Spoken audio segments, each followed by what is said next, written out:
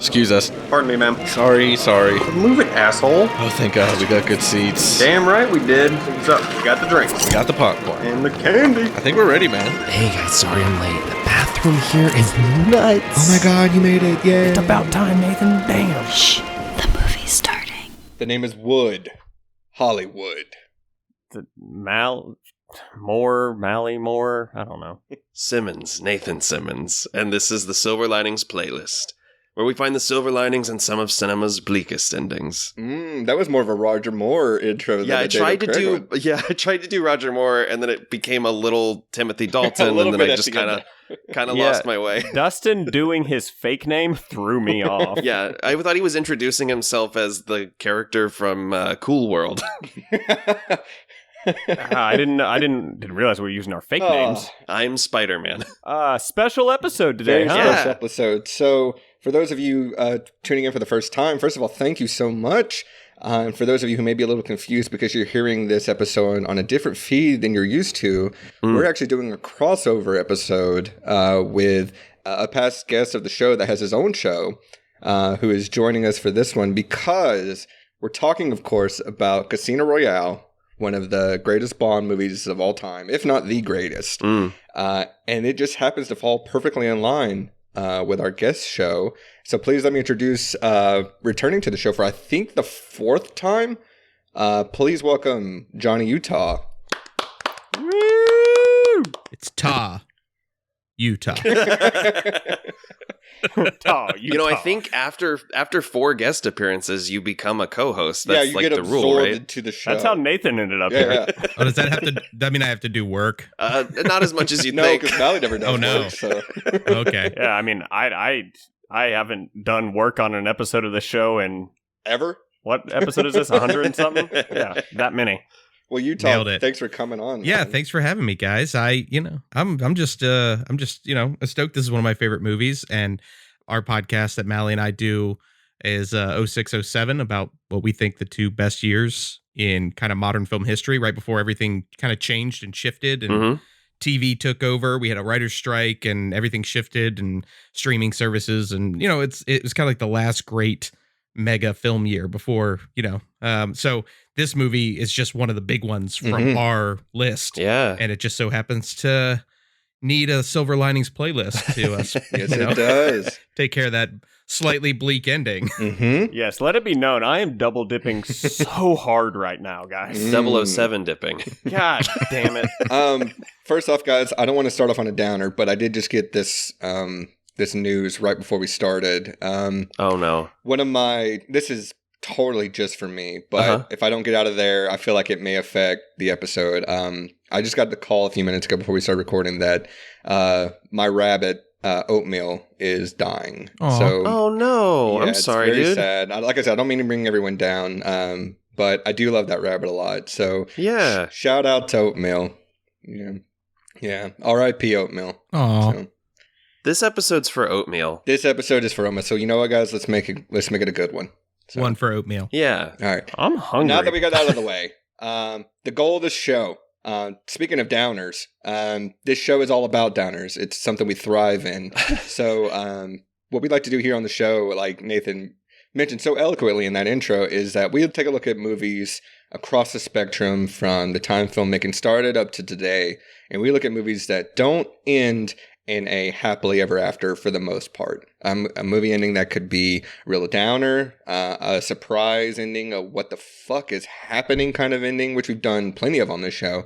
And Casino Royale, this is our second time getting back into the Bond universe after season 2, way back in season 2 when we did On Her Majesty's Secret Service. This ending is somewhat similar, but I feel like it takes the extra step and goes a little bit further to it. So Yeah. very interested to get back into the world of Bond. Before we talk about what our relationship is like with this movie, I feel like we've got to wrap up what has surely been the most riveting part of the show, but it's part 3 of 3 of Dustin is watching The Leftovers. Oh. Wait, why is the Super Friends transition? I don't know. Because the intro to The Leftovers is way too long of a song. So Utah, this started off as kind of a bit, but like I started watching The Leftovers in quarantine right when we started the season. Mm-hmm. And I just finished season 3 last week. So, How you doing? oh, man. It's one of the all-time greatest shows I've ever seen. It's a perfect ending. It's insanely good. And So good.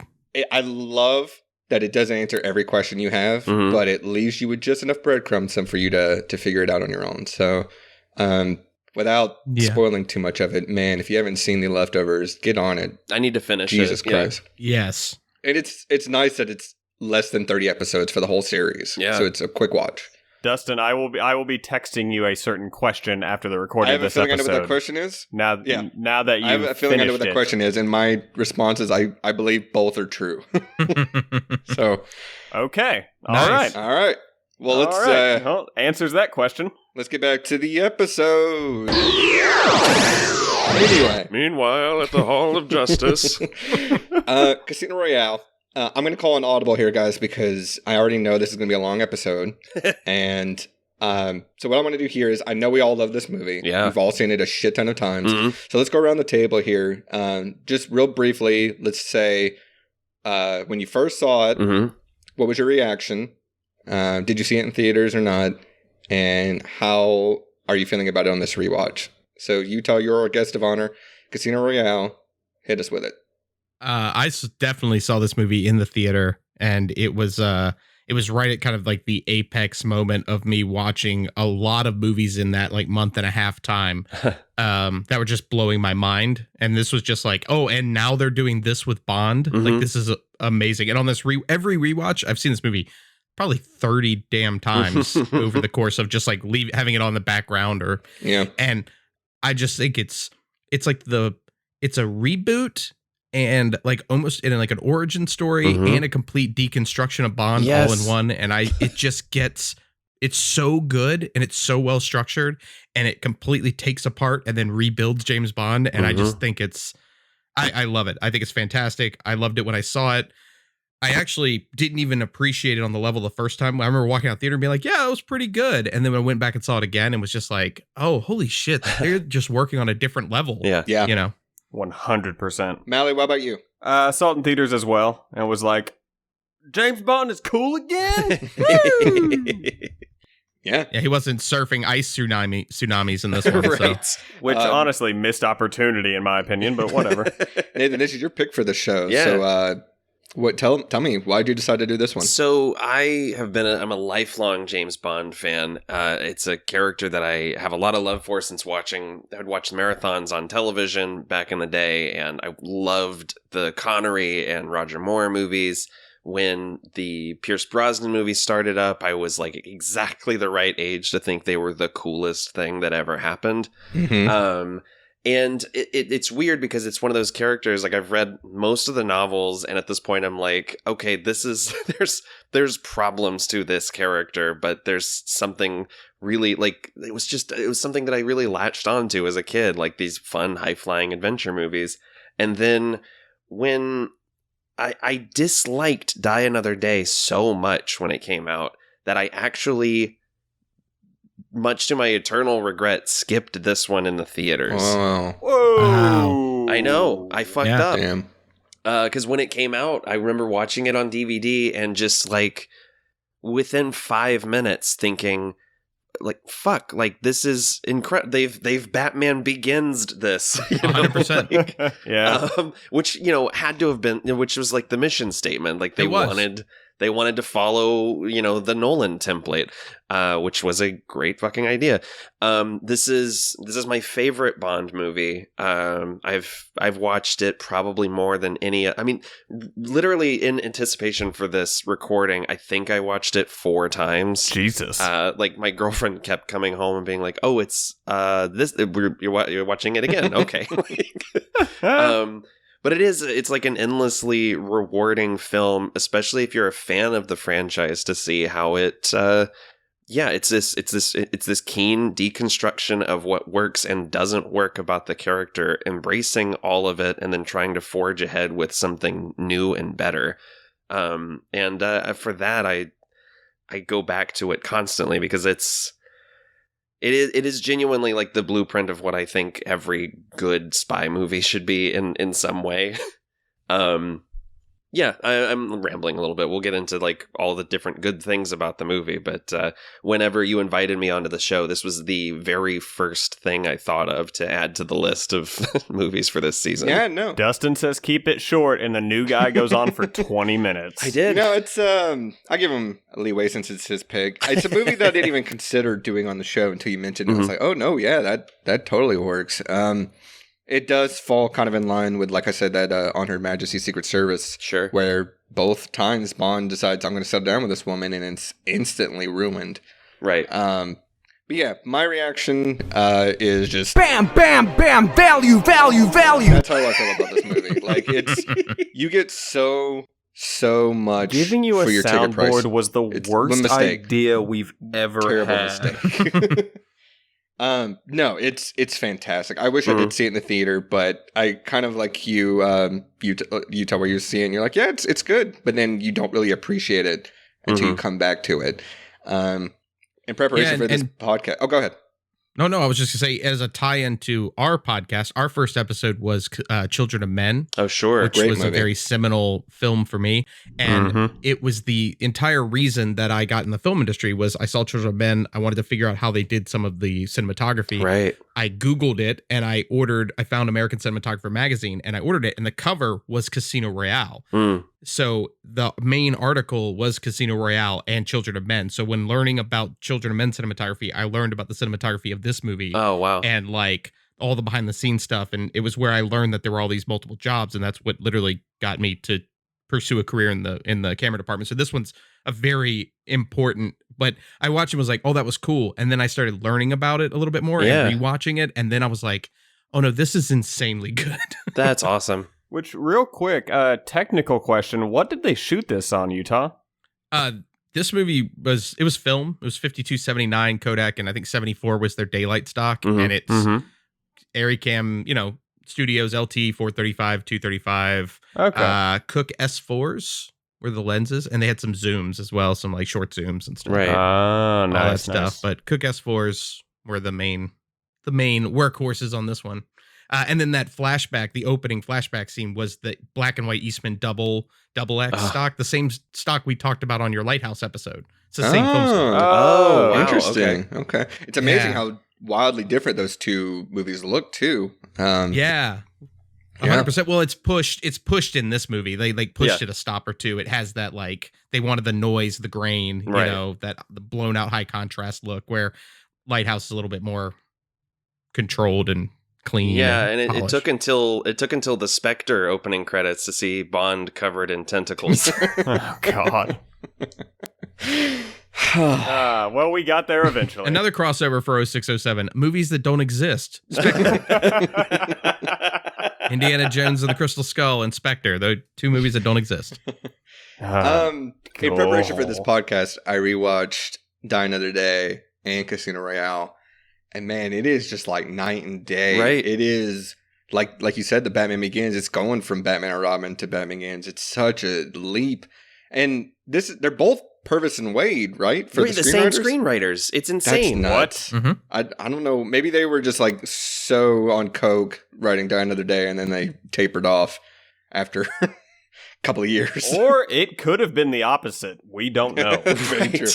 Supposedly, Paul Haggis is only he did a rewrite on the script, but it's supposedly the only thing he did was change like the third act. Yeah. Interesting. Yeah, the original the screenplay like followed the book really closely, and in the novel. Well, I'm jumping way ahead. We can get to, maybe we shouldn't go to the ending right now. Yeah. He rewrote the ending to be a little bit more of an action sequence. Yeah. Yeah, and it's I think also is you think about screenwriters that are working in a medium, right? Mhm. And in the early 2000s, we were kind of everything that was coming out in terms of these like big franchise type movies were reactions to like we got a bunch of, they were dumb, but they were awesomely dumb 90s action movies that were just big in scale, the Michael Bay stuff, all that, like, Yeah. and then, it's even like Michael Bay and the rest of them in like, the mid 2000s just kind of like flounder off. And it's like James Bond, they're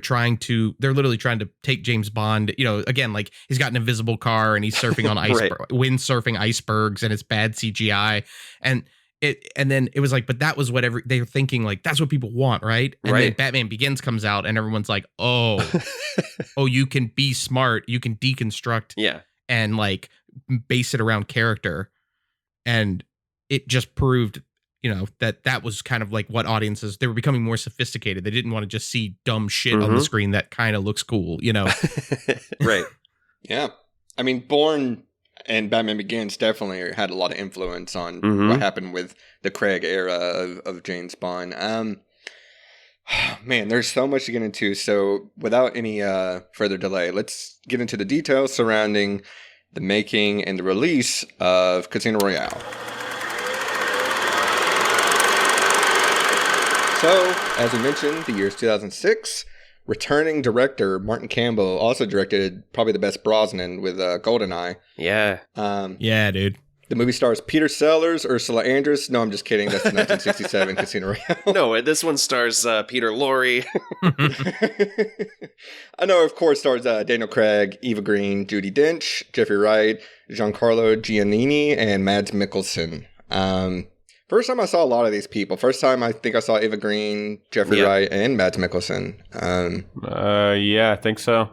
The movie had a budget of $150 million and to this day has grossed $616.5 million worldwide and currently sits at a 94% on Rotten Tomatoes. Nice. Too low. Too low. Too low. Do you think it was the Broccolis that really came down hard on purpose and when it was like, look, Die Another Day was poorly received. We got to do something, take it back to its roots, and then decided to go with this novel. And of course, being influenced by the other movies that were coming out at the time that were doing Bond better than Bond. Yeah, I think there's a little bit of that. I think the Broccolis, like Eon Productions wanted to take back, bring Bond back to his roots. But I think also there was a bit of probably, I bet Purvis and Wade also wanted to prove that they could still write a viable screenplay. Yeah. Because I've read interviews with them where they were like, no, we also want to we're going to go back to the novel. We want to do Fleming's original words. I think I read the Broccolis actually said, Barbara Broccoli said, the movie has to have the line, the bitch is dead. Yeah. They were like, we need our Bond to be the kind of person that says that. I read that interview too, yeah. Yeah, that was her one real stipulation. Right. Great line too. I mean. Oh, so good. Oh, yeah. Yeah. All right. That's the final line of the novel, by the way. It's a gut punch. So cold. Yeah. Yeah. Casino Royale, first book from Fleming or no? Yes, it's the first one. Yeah. Okay. Yep. Yeah. When it was released in, there was this weird thing when the book was released in America. I was reading this thing the other day about how the publisher thought Americans will never read a book with a highfalutin word like Royale in the title. So it was published in America under the title "You Asked for It," and the publisher went through the manuscript and changed James's name to Jimmy Bond. They were like, now he's more relatable. Oh, it's funny you mentioned that. I think on IMDb, there's even one of the questions was is there a typo in the title for Royale? Royal? Yeah. Oh my So God. I guess they weren't wrong. I guess so. So, You Asked for It featuring Jimmy Bond. That's That's some that's Austin Powers that's a shit. spy movie starring George Clooney. Yeah. Or John Stamos. I kind of want to see this in the trilogy of movies that don't exist. Yeah. Oh no. All right, fellas, let's go back to our first glimpse at Daniel Craig with the trailer for Casino Royale. Your file shows no kills, Bond. But to become a 00, it takes Two. How did you die? In a well. Contact? No well. You needn't worry. The second is... Yes. Considerably. The man was Le Chiffre, private banker to the world's terrorists, which would explain how he could set up a high-stakes poker game at Casino Royale in Montenegro. If he loses this game, he'll have nowhere to run. You're the best player in the service. The Treasury has agreed to stake you in the game. But if you lose, our government will have directly financed terrorism. This is the first I time will we be haven't keeping my watched, eye on like, our talked over the government's money. trailer because I it's know. just, we're just like It's so good. enraptured. You noticed. You know, Best scene. I hope our little game isn't causing you to perspire. It doesn't bother you killing those people. Well, I wouldn't be very good at my job if it did. Fucking blue eyes, man. Jesus Christ. That dude. How's our girl? Melted your cold heart yet? James, get the girl out. You're not going to let me in there. You've got your armor back on. I have no armor left. I just got chills. I watched this movie yesterday. You've stripped it from me. Great miniature work in this movie. Whatever I am.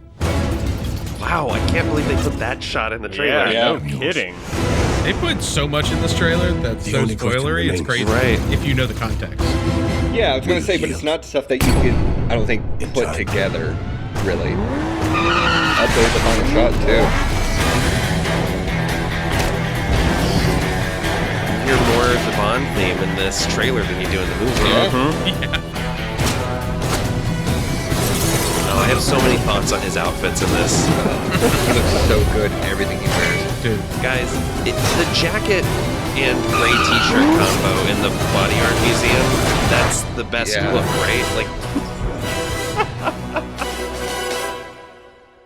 God damn. Man. What a trailer. John, you and I talked about that train conversation last night, I think. We did.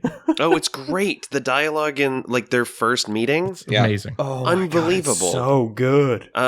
So good and so, like, restrained on both their parts. Like, they're not... Yeah. It's so weird because if you watch... You just watched Die Another Day, like, last night, right, Dustin? Yeah. Like, every exchange between Brosnan and Barry is, like, posy. It's literally like, well, and... like, yeah, it's all... It feels very... fake. It's very all arch. sexual innuendos. Every line of that movie, it's and sexual then, innuendos. And then Brosnan saying mojito like a God, maniac. yeah, I'm so glad. I saw that. Yeah, the way he says mojito in Die Another Day, he does it twice. It is so distracting.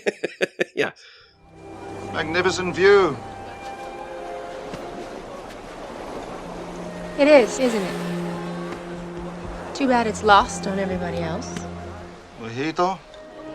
It's almost like no one had ever heard of a mojito before then, and he was introducing the world to it. Which is, a mojito's not a fancy drink, really. At least he didn't say, like, yes, a mojito. Mojito. Yes, I'll have a gin mojito. Yeah, we had that No, but trailer. Oh, go ahead. Sorry. No, I was just it's night and day. You know what I mean? Yeah. Like those Night two, and day.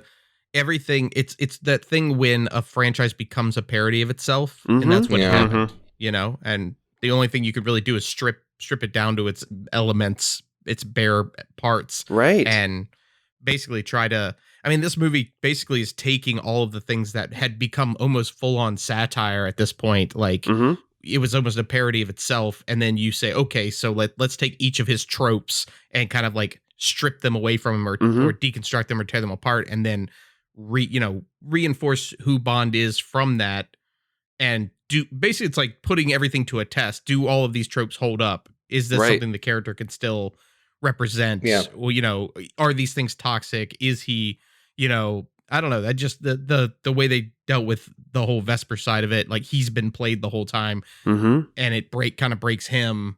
So you kind of understand why he's kind of he can be cold and he can be a little misogynistic and stuff, because everything's either based on his ego or based on this rage of not letting anyone in and being broken. He has to put the armor back on. Yeah. It is a good stripping down, going back to the simplicity of Bond. I think one of the biggest things that isn't readily apparent that really makes this movie work is there's no cue. There's no gadgetry, really. No.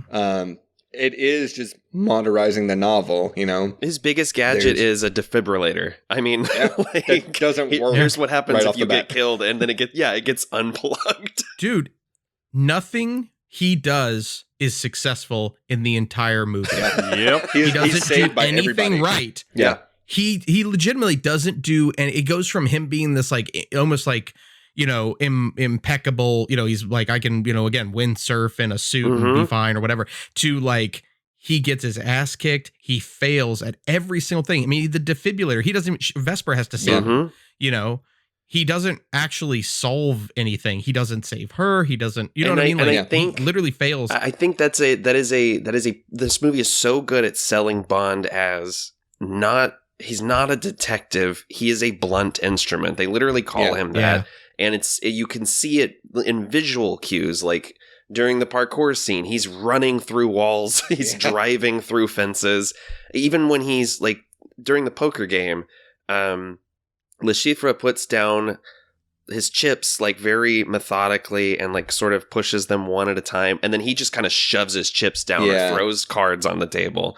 Like he has no very finesse. Out of his element. He is very like baby face green in this movie. It does, and he's so confident, and it's like, and it's his downfall. You know, it's like he's just coming into it. So he's like, I'm the man. I've got this all handled. And Le Chiffre just like sees right through his ass like instantly, and it's like, oh, great, awesome, I'll take you apart. Then. Right, and he does multiple times. Setting though, because like, you know, Pierce Brosnan didn't even find out that his Bond career was over until like the casting news came out about Daniel Craig. And I do know, like, do you guys remember that? Oh yeah, when they like brought him down the Thames in a boat, and like I remember the vitriol, like the anger and the seething, the foaming at the mouth about it. Like, you can't have a blonde Bond. And the first picture of him, his hair was like slightly longer, and he's like, it's like an extreme close up of him holding a pistol. And people were just like, he's the worst thing. And like, no one knew what it was going to. I mean, you know, I remember it was like that, when, you know, and we learned nothing from it because like 1 year later, everyone was angry that Heath Ledger was playing the Joker. Yeah. Yeah. And they trolled the crap out of everybody with that like weird close up, you know, distorted picture of Ledger as the Joker. You know, and that everybody was like, what the hell is that? Yeah. Right. I do, speaking of like movies that don't exist, I do want to see like Pierce Brosnan do this movie. I don't think it would work as well, but wasn't Tarantino trying to make a Casino Royale movie with Pierce at one point? Yeah, it does sound familiar. He wanted to set it in the 60s, starring Pierce Brosnan, and he like approached Eon, and he's like, "I could do this. I can make it work." I don't know. That's my Tarantino impression. And he. Not bad. And so like, you know, fucking, it's just like, you know, it's just I need to get all the ladies in there. Yeah, and they were just like, no, thank you. We don't. I want would love to that. see Tarantino do a 1960 spy thing, though. I'd be on his with his own IP, sure. Yeah, because it's so much fun, Chad. That would be him explaining his Bond movie. Pretty much. I do wish Brosnan would have got one more good one out of there, because I do love GoldenEye, and as much as the other movies aren't that great, he is clearly one of the few that really loved playing Bond, and watching Die Another Day, it is like watching, you know, speaking of which, it's like watching a pet die. It's like, man, I know you have it in you, and it's like watching Craig in Spectre. Yeah. He's over it. Or he's like, oh, I wish I was in a good story. Oh, I guess we should also mention another reason we're doing this movie now is because this is the 15-year anniversary of this movie, which is insane. Right. But also No Time to Die, hopefully coming out this year. Finally. I guess we'll see. Can't wait. Very eager to see that one. So, so I guess let's get into the movie. So my question right off the bat is, I love this opening. Yeah. Is this a first-time double timer of where we're getting both a flashback and a scene in black and white? Huh. Because James Bond's not really known for doing flashbacks, right? And I can't think of any other moment where it's been in black and white. Well, it before. also inverts the gun barrel sequence. Yes. Great job of that. It's the first time there's a reason for it. Yeah. Oh, yeah. True. I love that. Like, rewatching it again, it starts and you're almost like, wait, what? Yeah. It's just a car pulls up and an elevator, and then the guy, and it's in black and very white. And you're quiet. like, am I watching the Third Man or The Spy Who Came In From the Cold or 39 Steps or something? Yeah. Like, yeah. And it's great too because it's a black and white scene, and then you get within that another black and white scene that looks totally different. And man, just the energy of that fight scene in the bathroom is brutal. Clearly influenced by Bourne, but like, man, they really make it feel visceral. Like, they're beating the hell out of each other. Yeah, and made you feel it, did he? Man. And then like the gun barrel sequence is brilliant. There's a couple instances in this movie of taking things that the franchise is known for and turning it on its head. Like, we're always used to the movie starting with the gun barrel sequence. Here, it's a practical thing. When he orders his martini, we get the great line of, "Do I look like I give a damn?" Like, that's great because it is making fun of itself, but at the same time, keeping it so grounded and fresh that it feels new. Oh, like, it's insane. There's the Stephanie Broadchest line where he like gives her a Bond girl name as a way of flirting with her. Right. She says, "It is not." Always went over my head until this rewatch. It's like, holy shit, that's great. It's so good. Yeah. And that's the thing is like the dialogue. And again, how you were talking about like the Halle Berry and Brosnan stuff. It's like, it's the same writers, right? Right. But the dialogue in this movie, it feels like no studio executives gave a billion notes on it because you have to, like, that first scene, you have to do the work of inferring what they're talking about in the conversation. It's not spoon feeding you anything. Yeah. You know, he's just kind of like, you know, and there's like this repartee going back and forth, which again is like once Vesper hits, it's like repartee city, right? Absolutely. But yeah. It's going back and forth. And like, you have to infer what's going on. They're not handing it to you on a platter. Like if this was the previous last two Bond movies, there would be a whole scene of exposition of why he's going there and what's going on and who this guy is. And it's like, no. This is just his second kill. And I mean, he doesn't even get to finish his line. He's like, well, you know, the second is, and he's just like, boom. Considerably. Yeah, considerably. You don't even get the line. You know? No, I think what makes this one such a better script is, you know, Eva Green as your Bond girl.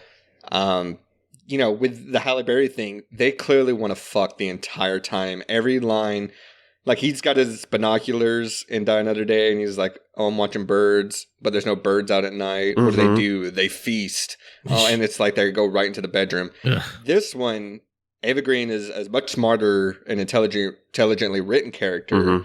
She and guarded. Has a purpose. Yes, she is not like they try to do that with Rosamund Pike in Die Another Day, but it's amazing watching that movie back to back with this one because she goes instantly from your charm won't work on me to the very next scene with no arc, no justification. She's in bed with him. Yeah. No one has been this like there. I would say that Vesper Lynd is the best written female lead in a Bond movie since Tracy in On Her Majesty's Secret Service. I mean, genuinely, I'd agree with that. I'd agree with that because most all the other ones are just either it's objective, it's, you know, they're there to serve a purpose, a plot purpose, and they're not fully realized characters. They usually get close they're just foils in the Dalton movies because they were trying to write him as a little more like you know, monogamous. You know, you can't have Bond sleeping around during the AIDS crisis. So like they were like, let's make him like a little bit more mindful of people's feelings. Well, Bond only sleeps with one person in this movie,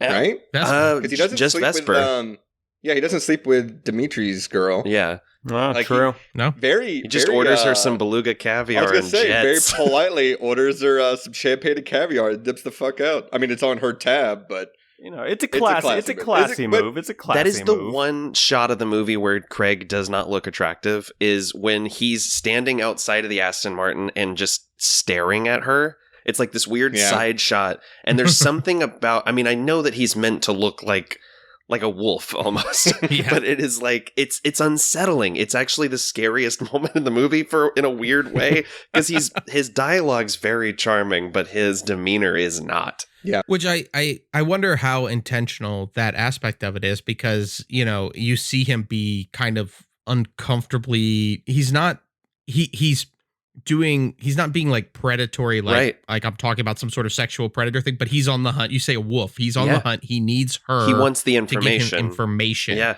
I want to seduce you to get information. You are a, and then later when he's so cold about her being dead. Oh, and it's like, this is just, you know what I mean? Like, he's just like, yeah, like this is my job, basically. Right, yeah. And there's none of that. Wherein previous Bonds, you're like, he's like, loves all the ladies and he just wants to, get laid, basically. Yeah.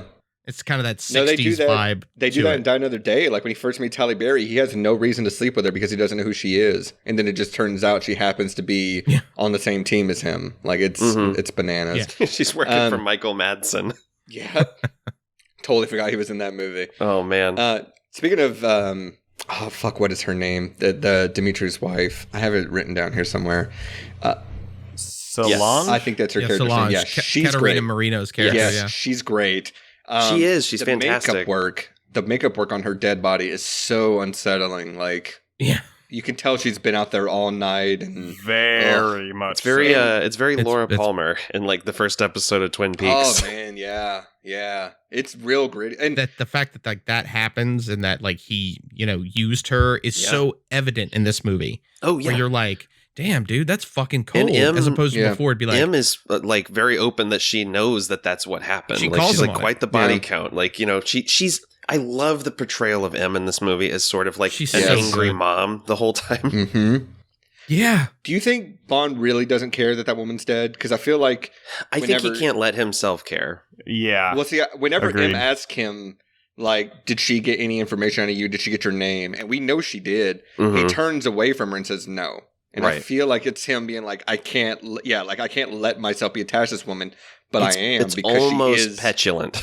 Well, Yeah. I took it as like she is the death is on his hands. Like he is responsible for her death, and it is hitting him because like before that, the only other kills we've seen from him is the two in the opening scene. Right. It's like, and that he was on the firing end of the gun. Here, she was just a bystander, basically. She was killed just because they wanted to know if someone knew something. Yes. And I feel like that hits him. Right. well, it's the cost. Yeah. It's giving there's ramifications to what he does, where before in any of the other movies, there weren't any real ramifications. Like, the bad guy would kill the girl sometimes because the bad guy kills the girl. But like, this is literally like, he gets kind of that victory, right? Even though he's bloody and scarred and beat to shit, but he, the guy blows up or whatever, and he's like, yeah. And then you come back and you're like, this woman was tortured because you talked to her, basically. Yeah. She didn't know anything. And then he's kind of like, oh, well. And she's like, I would ask you to remain emotionally detached, but I don't think that's a problem for you, because it's setting up the change. It's setting up the change in him. Yeah, absolutely. You see him. I think he didn't care, so that then when it gets to Vesper, he learns to care again. Like, he's too shut off before. And I think it like allows him somewhere to go, and then he changes, and then of course he gets burned. And this Bond is, going back to him being an orphan and, coming from a place of low status and constantly feeling like he has something to prove. So by the time he's fought his way to the top and literally killed for his job, like, of course he's turned all of that shit off. Yeah. Like all of that emotional attachment. This is the movie that reminds you that there is a human cost to what he has to do. 100%. Yeah, there's a lot of bodies that turn up in this movie. Yeah.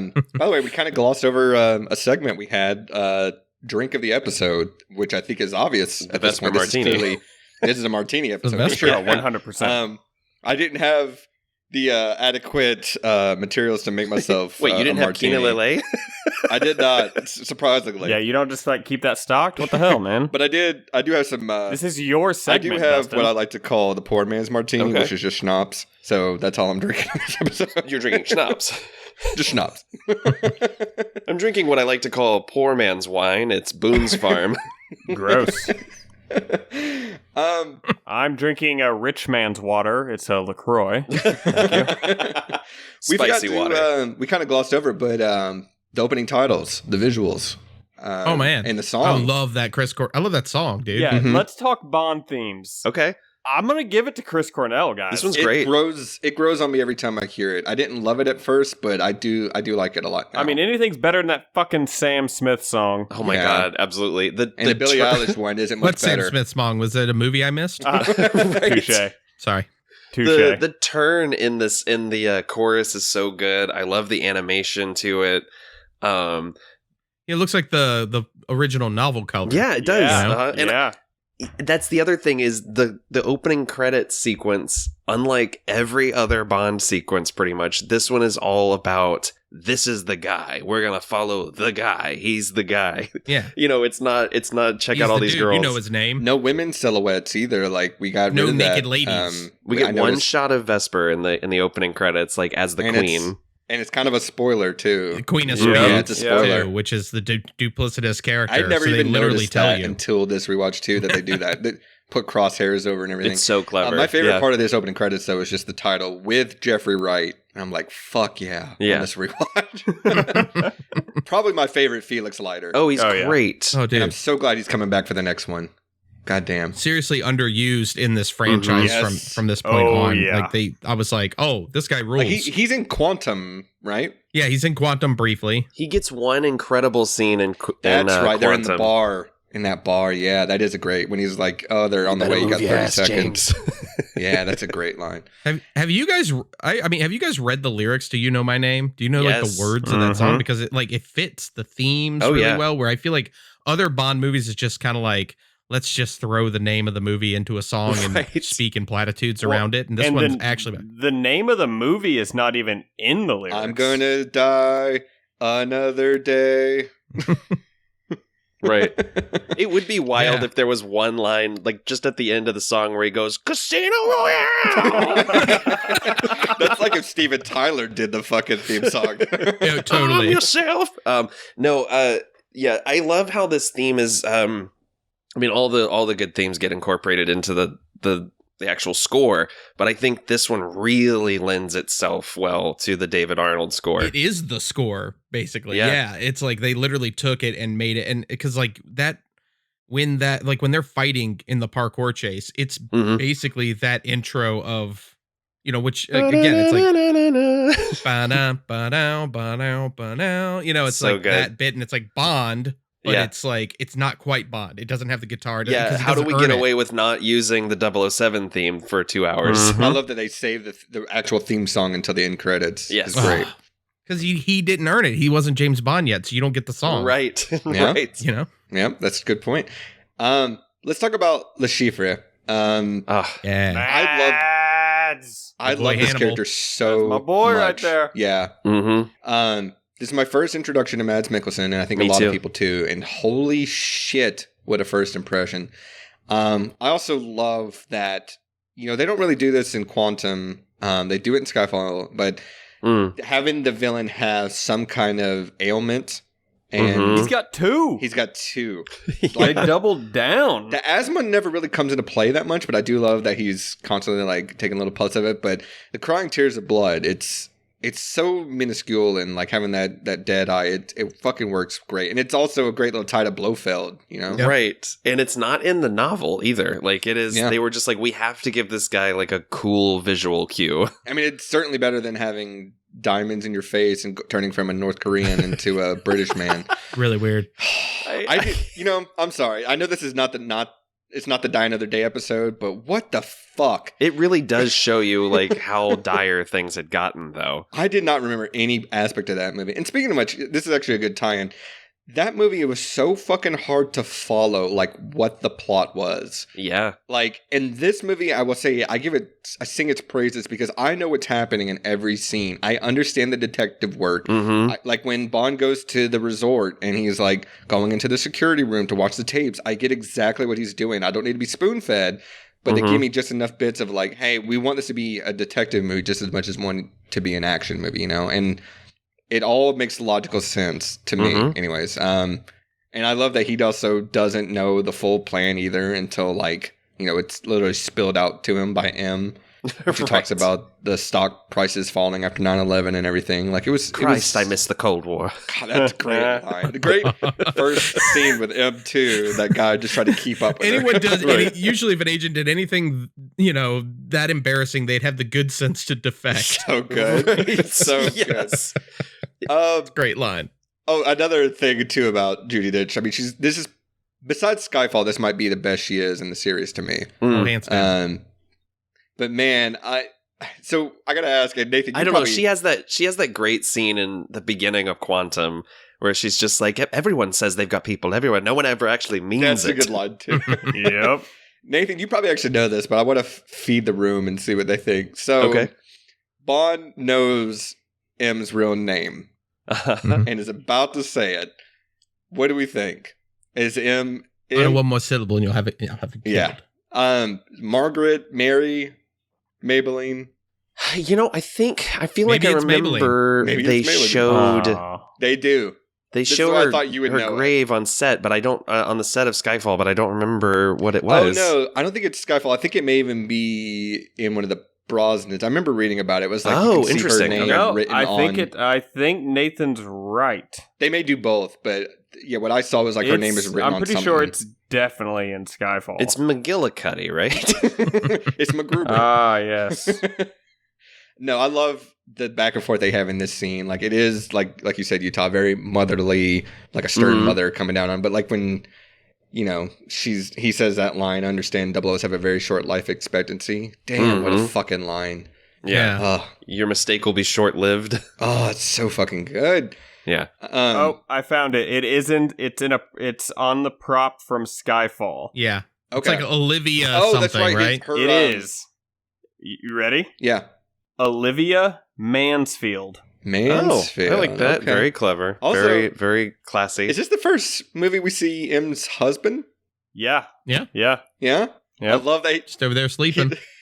He's not in any of the other movies, though, so No. I like to think that M also hooks up like Bond does. Oh, that's great. Now that works. Oh, what an M movie That now. works. For her exploits. Yeah, that's just some PM from, over Yeah, at she's- Whitehall or something that she has on the side. Right. I was going to say, that's like in Watchmen, what's her name? Sleeping with the intern or whatever. That's what M's sure. doing. Petey. No, it's like that's how Felix gets involved, is like M sleeping with like the head of the CIA.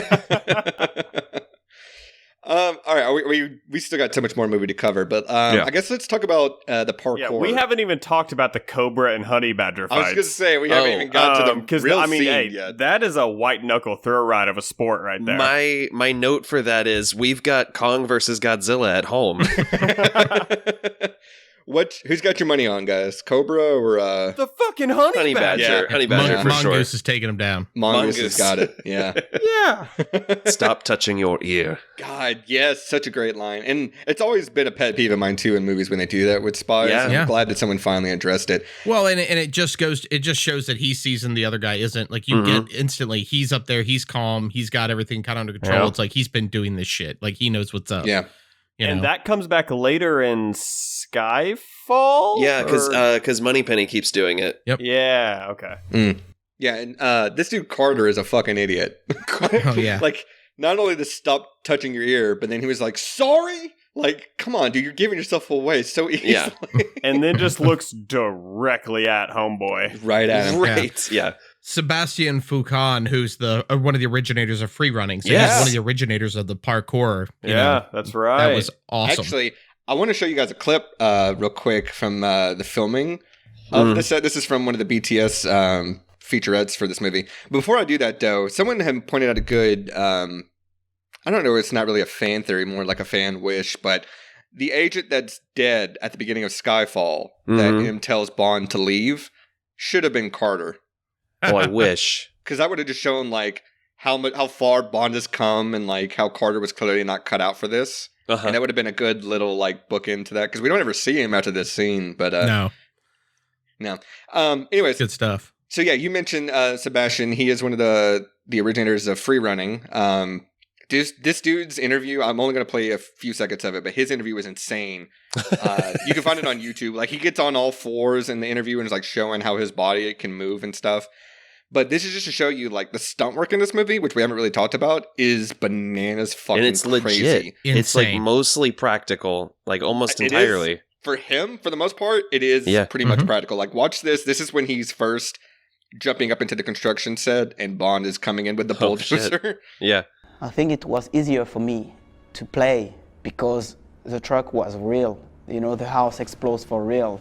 You know, there's no wires everything on was him. real. Yeah. You run, you have to be he's careful just for real. running away And from Daniel a runs bulldozer. And forward the camera behind me. cuts right there. I'm like, what the fuck? I want to talk about the bulldozer thing. That first shot of Bond in the bulldozer has 100% big Terminator 2 vibes. Oh yeah.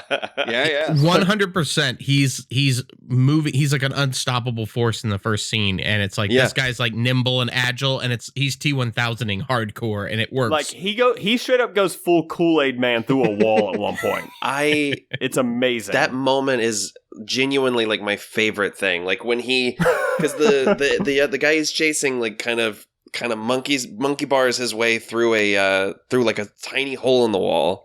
Mm-hmm. Like he just does this really cool little jump, and then Bond just kind of does a barrel roll through it. Smashes through the drywall. Yeah, so good. Yeah, and this scene is just insane. Like the escalation of the scene. I mean, the literal escalation. Yeah, the climb. But it's like Fury Road. Yeah, where you always have those bits that link you to the geography of the scene. And you're kind of always like, it's just so well executed, and you learn everything you need to know about the character through that action. The blunt instrument aspect, the recklessness, the complete disregard for himself or really anyone around him. Yeah. Just this single-mindedness. There's so much collateral damage in this scene. Like, this is our second movie where stuff falls off a construction site and explodes after the happening. Yeah. Yeah, they filmed this scene for 6 weeks. And they were really up. Holy shit. Yeah, it's like and a they were really up there. Scene, man. Yeah, and it's like it was 6 weeks to build, 6 weeks to film, and they had to ship everything in to the Bahamas, because for the construction stuff. Wow. And if you think about like all those shots, people are up there. They're like actually, like you see like the guys up there, like Ben Cook's fucking running up the stunt double is running up and everything. But like there's also like you watch behind the scenes, the camera crew is like in harnesses strapped to the they're up there. They said that was like the scariest part of this whole scene was like the girders were slippery and everything, and there's not much place for you to put your feet because of how narrow they are. But yeah, my notes for this whole scene was just like everyone's ankle should be broken. Is the glass on a bulldozer bulletproof? Because I did not know. I just couldn't imagine it would be, but that was pretty interesting. Clearly, it is, Dustin. Yeah. I love the shot when Bond's running up the crane, and you can see him trying to like keep his breath up while he's running. I thought that was great to show like how he's not. I love the like give me a fucking break look on Bond when the guy throws the gun at him. When he catches it? Really? And just throws it back immediately. That is peak James Bond for me. Is him catching the gun, like dodging the gun from the other guy first, and then catching it. And come on, man. He's so done. Yeah, and he's 20 stories up, standing on a crane, like and he's just over it. Without he's just like, I've been chasing your ass for 10 minutes. Without a care in the world. Oh, I actually did write down Bond bursting through the fucking drywall like he's a goddamn Terminator. That was one of my notes. Yeah. It's amazing. I think more amazing than that, though, dude, is Sebastian does a fucking Super Mario wall bounce. Yeah, dude. Yes. To go down from the second floor to the first floor. I was like, what the fuck? And this really kicked off this kind of kicked off the trend of seeing parkour constantly in action movies, right? Oh, yeah. For like a couple of years. Oh, yeah. 100%. Until Punisher Warzone put a grenade in it. And yeah. I laughed so hard when that guy got hit with a rocket launcher parkouring because he's parkouring one of my for no favorite reason. Moments. Yep. And like I hate that movie, but like that was just I'm like, this is the dumbest thing I've ever seen in my entire life. But like I wish someone shot this movie with a rocket launcher the way that guy I was parkouring for himself. I was entirely too high watching that movie in the theater, and when that happened, like I fell out. Like I think it might be the hardest to this day that I've laughed at in the theaters. Crazy. So we're keeping track at home, I missed Casino Royale in the theater, but saw Punisher Warzone. Oh, Nathan, Jesus. the life choices you've made are just incredible. Oh, I hate myself. Don't get me wrong. Nathan, you'll appreciate this. The Nambutu embassy, the leader, dude. Yes. When he comes out and Bond's got the bomb maker, and which the embassy has no problem firing all of the bullets at one of their own, which I thought was funny. But when he has them outside, and then all the dudes come out with their AKs, and he comes out there. What does he say to Bond? Listen to me. Oh, I don't know the word. It's like, isn't it? But it's not. Does he say listen to me? It's not listen to me. It's Mesetembe or something like that? Yes. It's basically French for drop him. Like, let him go. Because Bond does that after. But Dollars to donuts, I would have put my entire life savings on the fact that he says, "Listen to me," and then he doesn't say anything, and Bond just no, and Bond just blows up, weapon down, blows up an embassy. The way that Bond does that so carelessly, it's so pointless that he does all that. It's such a dick move. He throws the guy, shoots him in the back, and then blows up the embassy. Yeah, it surely one or the other would have been fine. It tells you like this Bond truly does not give a fuck about collateral damage at all. Yeah. I do think it's amazing that Bond is not immediately fired after that because he's on camera on the front pages of the newspaper and they still yeah.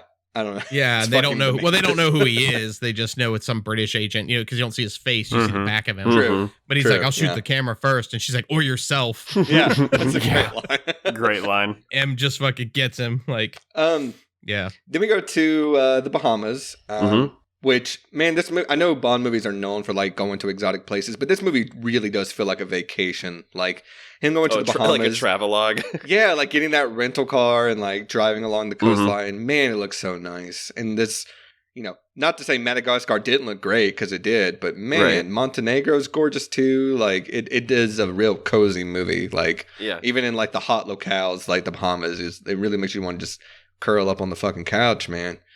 Well, when that's kind of the cool thing about that I noticed, like in that driving scene, was the Bond music comes in, so it's doing the kind of the Bond theme, but not really. It's like withholding key instruments, and I'm sure Mally noticed a billion times, but he withholds these key instruments from the score because he hasn't gotten there yet.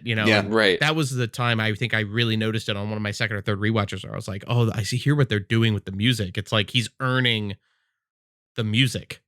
He's earning the name James Bond. Yeah. The thing he does with the valet parking, where he destroys the guy's car, is so fucking petty. So great. And I love it. It's so funny. Dude, this movie has a lot of hilarious moments in it. With him just being so petty, and it's so great. Just thinks of that on the fly. Like he's instantly... Well, it's like he can equally be a petty bitch and also create a distraction so he can sneak in at the same exact time. Yeah.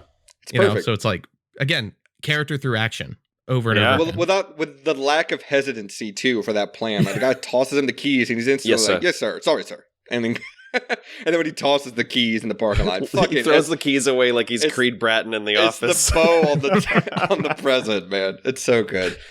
I do have to say though, Bond learned nothing about cameras because he just walks right the fuck into this place, right into the security room, and just the sheer level of luck that he happens to stop right on the frame he needs for that cell phone is incredible. I know a lot of people have issues with the fact like, oh, this guy gets out the car and he immediately texts ellipses to this phone. But I'm like, it doesn't really matter. There's cameras all over this place, but I'm going to figure it out at some point. But like I said, I do love the detective work in this movie because it's not crazy. Like we're not analyzing fingerprints on bullets, The Dark Knight, right? Yeah. But it's detective work that I could follow, and I'm like, yeah, that's the next logical step you would take in something like this. So yeah, we got a text message. It's some sort of symbol. Who sent it? I'm gonna go there. All right, I found the guy that sent it. Let me learn about him. Okay, like I'll play him in poker. Now I'm gonna fuck his wife. Yeah, but he doesn't. Right. But he does say, but he does say he likes married women because he doesn't like attachment. He likes, right. Yeah. It's just that like. Which another toxic. hilarious moment is him just driving around in a circle in the parking lot with her. Swagger, man. The fucking swagger of this dude. Smooth. Like, I want to fuck this guy. God damn it. Okay. I do have to say, in that little scene. Very different takeaways from this movie, Dustin. In that scene where he wins the car from Dimitri, cameo from one of the original Bond girls in, I think it's Dr. No. I think it's all the way back to the beginning. Oh, no kidding. The older woman that's sitting at the table is, I want to say, I think this is right, she's the woman that says, and your name is at the beginning of Dr. No when he first delivers the James Bond line. So Really? If I'm not mistaken, I could be wrong, but I'm pretty sure that's accurate. Wow, that's pretty cool. But, you're talking about this thing, but it's like, like, I think you get to this point in the movie and it's like he's being suave and he's going around, he's manipulating, Dimitri, and he's playing the whole thing, and you're just like, Daniel Craig is just like alphaing this whole movie. You know what I mean? And it's like the energy is just perfect, and it's like he's just coming in and you're just like, he's just owning every scene and he's just punching through the whole movie. And in such a way where I was like, who? Through the drywall. Yeah, and you're 20 something minutes. Yeah, just like the movie's a piece of drywall. Exactly. He's just like, I do think the thing that sells it for me is what a fucking lucky hand he gets in winning this poker game at this table, because Dimitri's got 2 kings and of course Bond comes back with the 2 aces. And I really want someone to, and I may have to do this, but somebody just cut in the Dr. Dre lyric, people try to be the king, but the ace is back, and then just put the glasses on Bond. Goddamn, it's great. And also, what a douchey keychain that Dimitri's got on his. Oh, sure. Yeah, perfect. I love the I love the shot. I mean, the shot of him coming up out of the ocean, they give him like the Ursula Andress shot. Like, you're like, no, this is who we're objectifying. This is the Bond girl right here. Right. Also, he comes up out of the ocean and takes a like a deep breath. Like he's been under there for like 5 minutes because he's breath training because he's got to eat pussy later. Like, I don't know. Like, that's just part of his. Christ. From what I remember too, he wasn't supposed to do all that. I think he was just supposed to like just be floating in the water, and Daniel Craig said he hit a sandbar. Yeah, he like he was like, well, I got to stand up now and look at my extremely small swimsuit underwear. So instead he popped out of the ocean and went fuck, and then they just edited, they like dubbed over with the gasp. If you look closely, he's mouthing the words, oh Martin, I'm on a sandbar. Oh no. no, I'm kidding. I don't think we talked about this on the last Bond episode, but at least in this movie, and probably in that one too, but James Bond is kind of a terrible spy, right? Sure. Like, I think we can all agree he's probably a good detective. Yeah. But bad spy. Like, always using his real name, using credit cards, and always on camera. He's so cocky.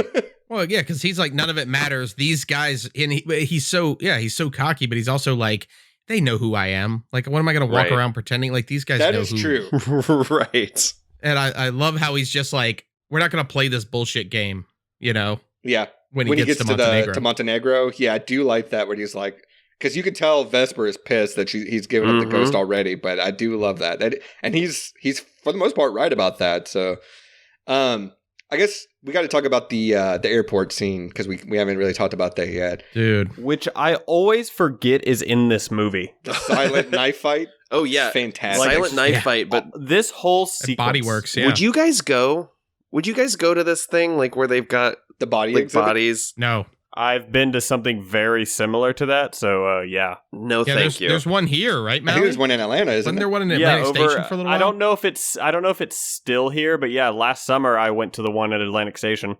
Ugh. I always thought this scene took place in the airport, and I was like, why the fuck do they have an exhibit like this in the airport? And I'm like, oh, he has to go across the street to the airport. but the same thing with this sequence, it's like all of this, like, you still don't know what's happening. Right. Yeah. Like, you're watching the scene, and I don't know what this dude's doing. No. And he goes to Body Works, and he's got like a keychain, and you're like, what is happening? It is a full hour into the movie when the ellipsis thing pays off. Yes. Yeah. It's such a patient movie. And we see Bond figure it out in real time. Yeah, it's really cool.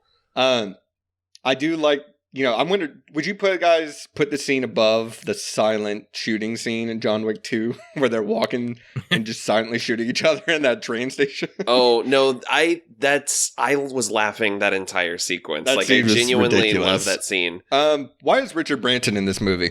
I bet he was like, yeah, you can shoot here, but I don't know. I have no idea. It's so weird. Probably. No, the actual answer is he donated a plane to get, be used in the sequence in his Virgin plane. But like his little cameo where he's getting scanned by TSA, he's looking right at the camera, and it takes me out of the movie every fucking time. Same. Well, it's but that's the thing. Like, you're talking about this whole ellipses thing. It's like he's in the airport, and it's not until it's like they're all trying to figure out what he's doing, and he's like, I'm following this guy. He's gonna do something. Yeah. Like, you don't. Yeah, it's not really until Tobias Menzies is like, oh, they're revealing a plane, and then you're like, oh, okay, like. Well, you also get that scene earlier with Le Chiffre telling his his accountant, I want to short the stock or whatever. Yeah. But you still don't have any context for like what this guy's gonna do. No, because he's at an airport and you're like, oh, are they gonna do some 9/11 shit? Like, I don't know, you know, like, and then he says it. Oh, they're unveiling a new plane, and then you get that like mega shot of the of the plane coming out of the hangar, and then you're like, great shot. But it's like 20 minutes almost before you actually know what the hell they're doing. And it's like, again, that thing of like the movie not spoon feeding you. Yeah, I love that. Yeah, I'm also like, it's the middle of the fucking night. Who are they showing this plane off to right now? That's their rehearsal. It's like, okay, and then the plane goes this way and we all smile. I do gotta say, unironically, one of the parts I love about this movie, like it's played serious, and it is a great shot. But this scene where he first sees the dead body next to the fuel truck that Carlos kills on the runway. Oh, sure. Which is Martin Campbell. Yeah, it's a director. Playing the cameo. Oh, really? And the airline pilot is the second unit director, Alexander Witt. Oh, wow. Huh. But the zooms in this shot, accompanied with the score, makes me laugh every time. Yeah. Just like zoom, zoom, zoom, zoom. The way that guy is killed is like you don't hear a snap. No. He just kind of gets his like chin pulled backwards. It's so abrupt and upsetting. Yeah, Martin had directing to do. He was just like, just grab me and throw me on the ground. I'll be fine. We have to get this fucking shot tonight. I will break my neck for this movie. By the way, I've worked with Martin Campbell, and I think that's a pretty decent Martin impersonation. Oh, wow. Right on. Nice. The stunt work in this scene, fantastic, insane. Too. God, like that jump he does through the windshield is unbelievable. Dude. Yes. And then him rolling. Very Raiders. Yeah, Him rolling in front of the oncoming truck across the pavement, like the top-down shot. Man. All that driving stuff. And the fact, they filmed that over 3 different airport locations as they moved around. Oh, wow. So they like some of it was the UK, some of it was at Prague, and then they were at the Miami terminal or whatever. Right. Yeah. But I was actually watching where they're filming the second unit about the truck going through the bus, which Carlos kind of kills a shit ton of people driving through that bus. Right. But they showed it like how they had to do it and how they had to put like, airbags and stuff on the bus to make it split down the middle. And then they did all this preparation for like 2 weeks. And then when they filmed it, they only had one shot to film it. And the bus kind of blew up like a hair before the truck hits it. Oh, wow. Like they had to redo the entire thing again. Oh, my God.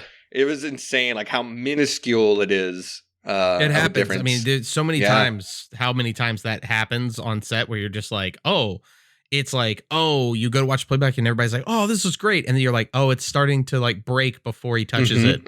Whoops.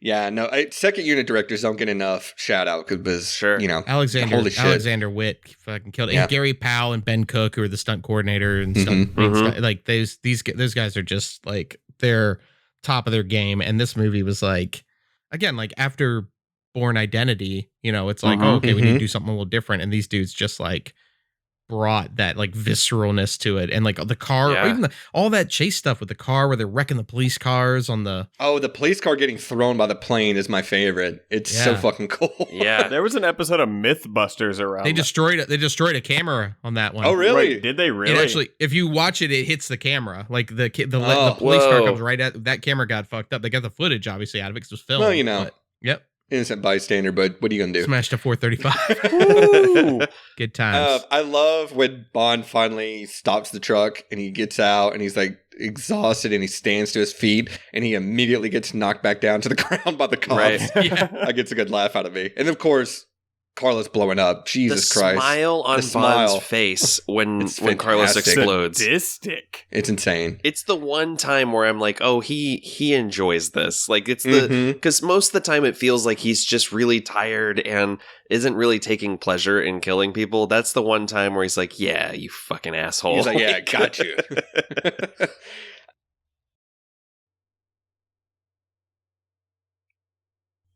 Yep.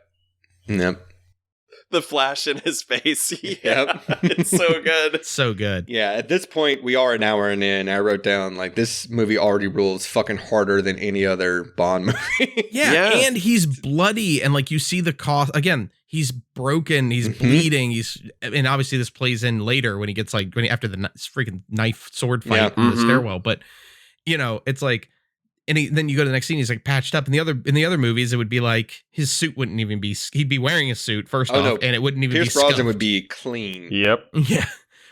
Pierce Brosnan, I'm pretty sure, goes underwater in a submarine at one point in one of them and comes up dry. Yeah.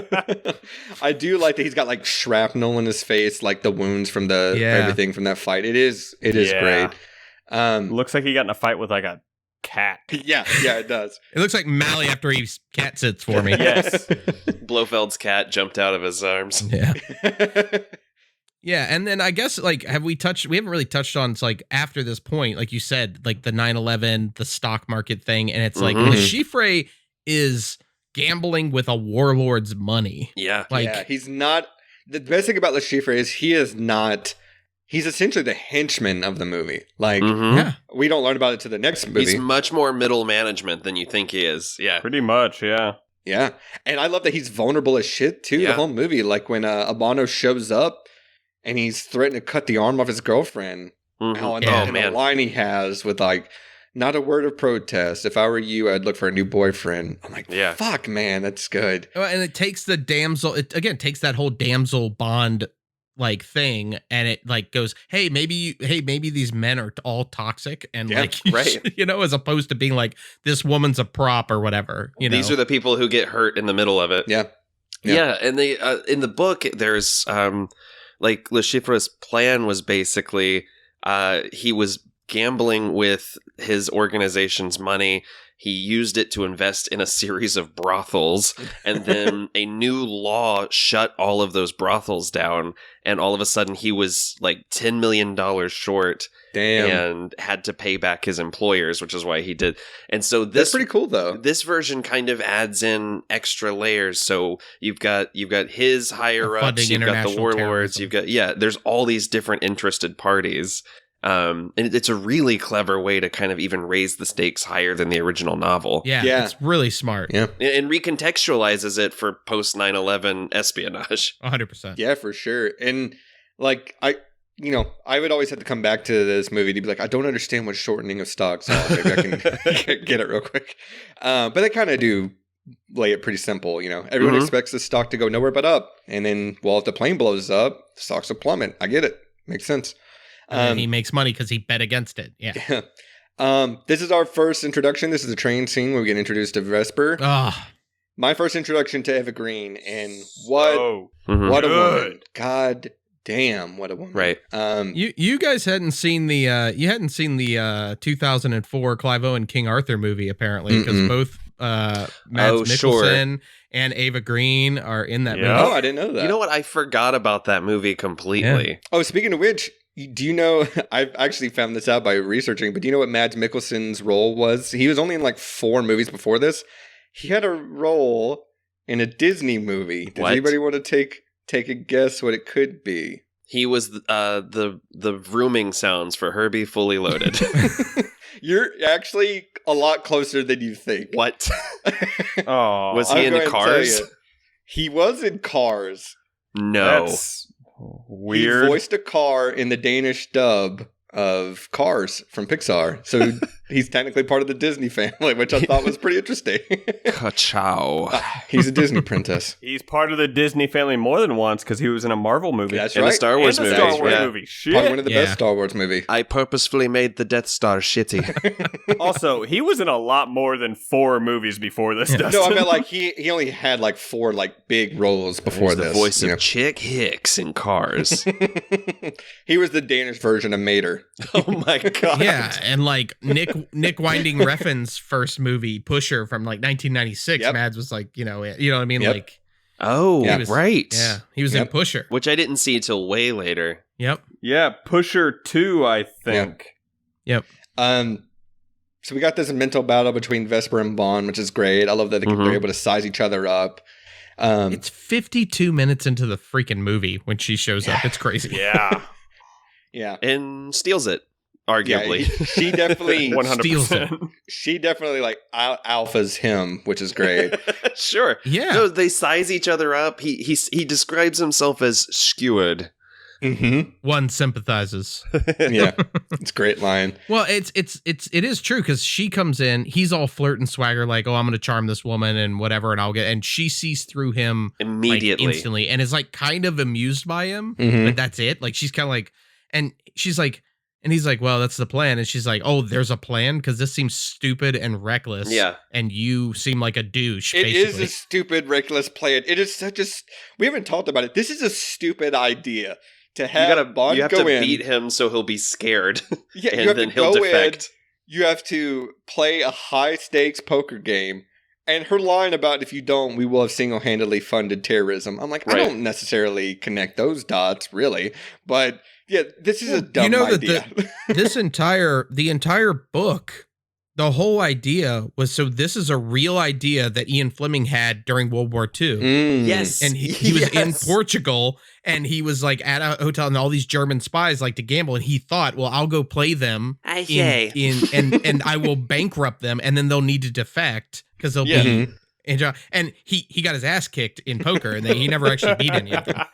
He did that a couple times in the Bond novels where like proposals he drafted for the British military that weren't used, he ended up just putting in as like insane plans that M had. So like there was like there's one where he was just like, well, we'll plant fake papers on one of our spies, like one of our dead soldiers, leave them floating in the water so that when the Germans find it, they'll think they've found all of our secret documents, but will actually be leading them into a trap.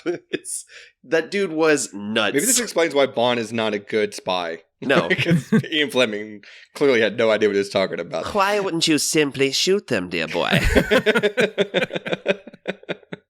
I mean, in his defense, Ian Fleming was just like he was just talking to his buddy. Yeah. Fucking Saruman. Just like, what'd you do in the war? Yeah. Cool. His second cousin, Christopher Lee. Christopher Lee, thank the you. most badass dude in He the world. was also a raging alcoholic, so yeah. Christopher Lee had the coolest fucking life of ever. did. Like, he was a badass British spy. He's a phenomenal actor, and he fucking was he recorded a bunch of metal albums. Yeah. Right. He has... have you ever heard about how Ian Fleming described the writing process for writing this novel? It's so good. He was Sat just in the Bahamas and got shit-faced, right? Yeah, that's what I was thinking. Yeah, well, yeah, on his GoldenEye estate. Yeah. Oh God, I had the quote pulled up. I gotta find it. It's so incredible when he's talking about how he wrote it. Well, if you need me to buy time and continue to talk about this Vesper scene, Please do. Go for it. Please do. It's the best scene in the movie. I don't know. And it like is. You said, It 100% is. And you get to Montenegro, and like you said, that Stephanie Broadchest line, which is a good dig at the old Bond. Yeah. Right. And they're still just like batting at each other in that car. And it's so Also good. in that car has one of my favorite lines too, where you're not my type. Yes, you're not my type. What? Smart? No, single. Single. And I was like, God damn, dude. Yeah. You really, MI6 has got to get you a therapist because Jesus fucking Christ. Well, and she gets so mad at him when he like blows their cover right at the beginning, and then she's just like, take the stairs, or basically like, there's no room for me and your ego in this elevator. It's basically, fucking great. But she's legitimate. It's so funny because my note was, oh, she's sized him up immediately. And then I forgot there is the line, literally 5 minutes later, she knows, he's like, it's tailored. Like she knew his measurements. Like, I love how incredible. annoyed he is at that too. He's like, it's... Yeah, he's legitimately like annoyed. Little puff. He doesn't phone this in at all. He's so good in this movie. At the end of the train scene, he has that little kind of scoff. Like, he can't believe, like, can you believe this shit? Like, he's so charmed by her. Mm-hmm. Yeah. He sees her as a person immediately. We can't gloss over Mathis either. Yes. We get an introduction to Mathis. Fucking great. Mathis great rules. actor, great character. Yeah. I love that, like, you think he's a shield in this movie only for him to get, oh no, he really was a good guy in the next movie. That's fucking great. Yeah. Fuck, I forgot about that. Dude, Mathis is great. Giancarlo Giannini is so Mm-hmm. good. So good. Yeah. He gets literally thrown at the dumpster. Oh, that yes. Oh God, that's right. I think I legitimately felt ill when that happened in Quantum of Solace. I was like, it was upsetting. It's in a back alley. Bond like looks through his He might as well have like stolen his wallet, Yeah. kicked him. Take his shoes. All right, guys, I have a bit of a confession to make at this point in the movie. I have no more notes because I got so caught That's up good. in the movie itself. Oh, this is the least notes I've taken for any movie. Like Dude, like I have all these notes leading up to pretty much when they get to the poker game, and then I just have All my notes are mostly just like, man, I wouldn't love what I wouldn't give to play cards at this table. Like that's most of my notes. Sorry, my last note is I want to learn how to flip chips like Le Chiffre Right, does. apparently he can really do that too. Matt Mikkelsen can really do that. It's so fucking cool. It is. I have 10 pages. 10 pages of notes. Wow. I have a bunch as well. I want to talk real quick about some of the other players. So welcome to podcasting with John I want to Hoffler. talk about some of the other players at this poker table because, man, I would give a bunch of money to see a movie about Mr. Fukutu and Infante. These two here, the Asian gentleman with the long hair. What a motley crew of poker They players look we like got past here. Bond villains. Isn't that Tyrone from Snatch? Is that not Tyrone? Oh shit! But like these look like past Bond villains. These two, like yeah. I would love to get them in a movie. They really do. Also love that Bond has that really sexy outfit for Vesper to come down, and he's like, "Oh, you need to come down, kiss me on this side. It'll distract all the players." And then when it happens, Bond is the only one distracted by it. Yeah. Right. It's he's fantastic. completely distracted. It totally backfires on him. Mm-hmm. And she knows it. That's the other part. And also, she is fucking with him. Yes. Like, she's doing that on purpose. Like, Yep. she actually is fucking with him. And we are all distracted at that point. yes. Yeah. Well, he even says like It's not just Bond. he says even like you were supposed to come in from the other side, and she goes, "Oh, was I? Oh, forgive me," and just keeps going. Dude, yeah. Yep. That, by the way, that is Tyrone from Snatch, by the way. Fantastic. Oh, great. That's awesome. Yeah. Nice. And then Mathis says what we're all thinking, which is, I don't have to tell you how fucking beautiful you are coming in. Right. Yeah. God. Right. This since we're at the game, this would probably be a good time for me to explain how I watch card scenes in movies. Oh boy. Oh, Here we go. God. Buckle up. I know this isn't going to end No, well. I've been waiting all week to hear Mally's reaction to me talking about watching.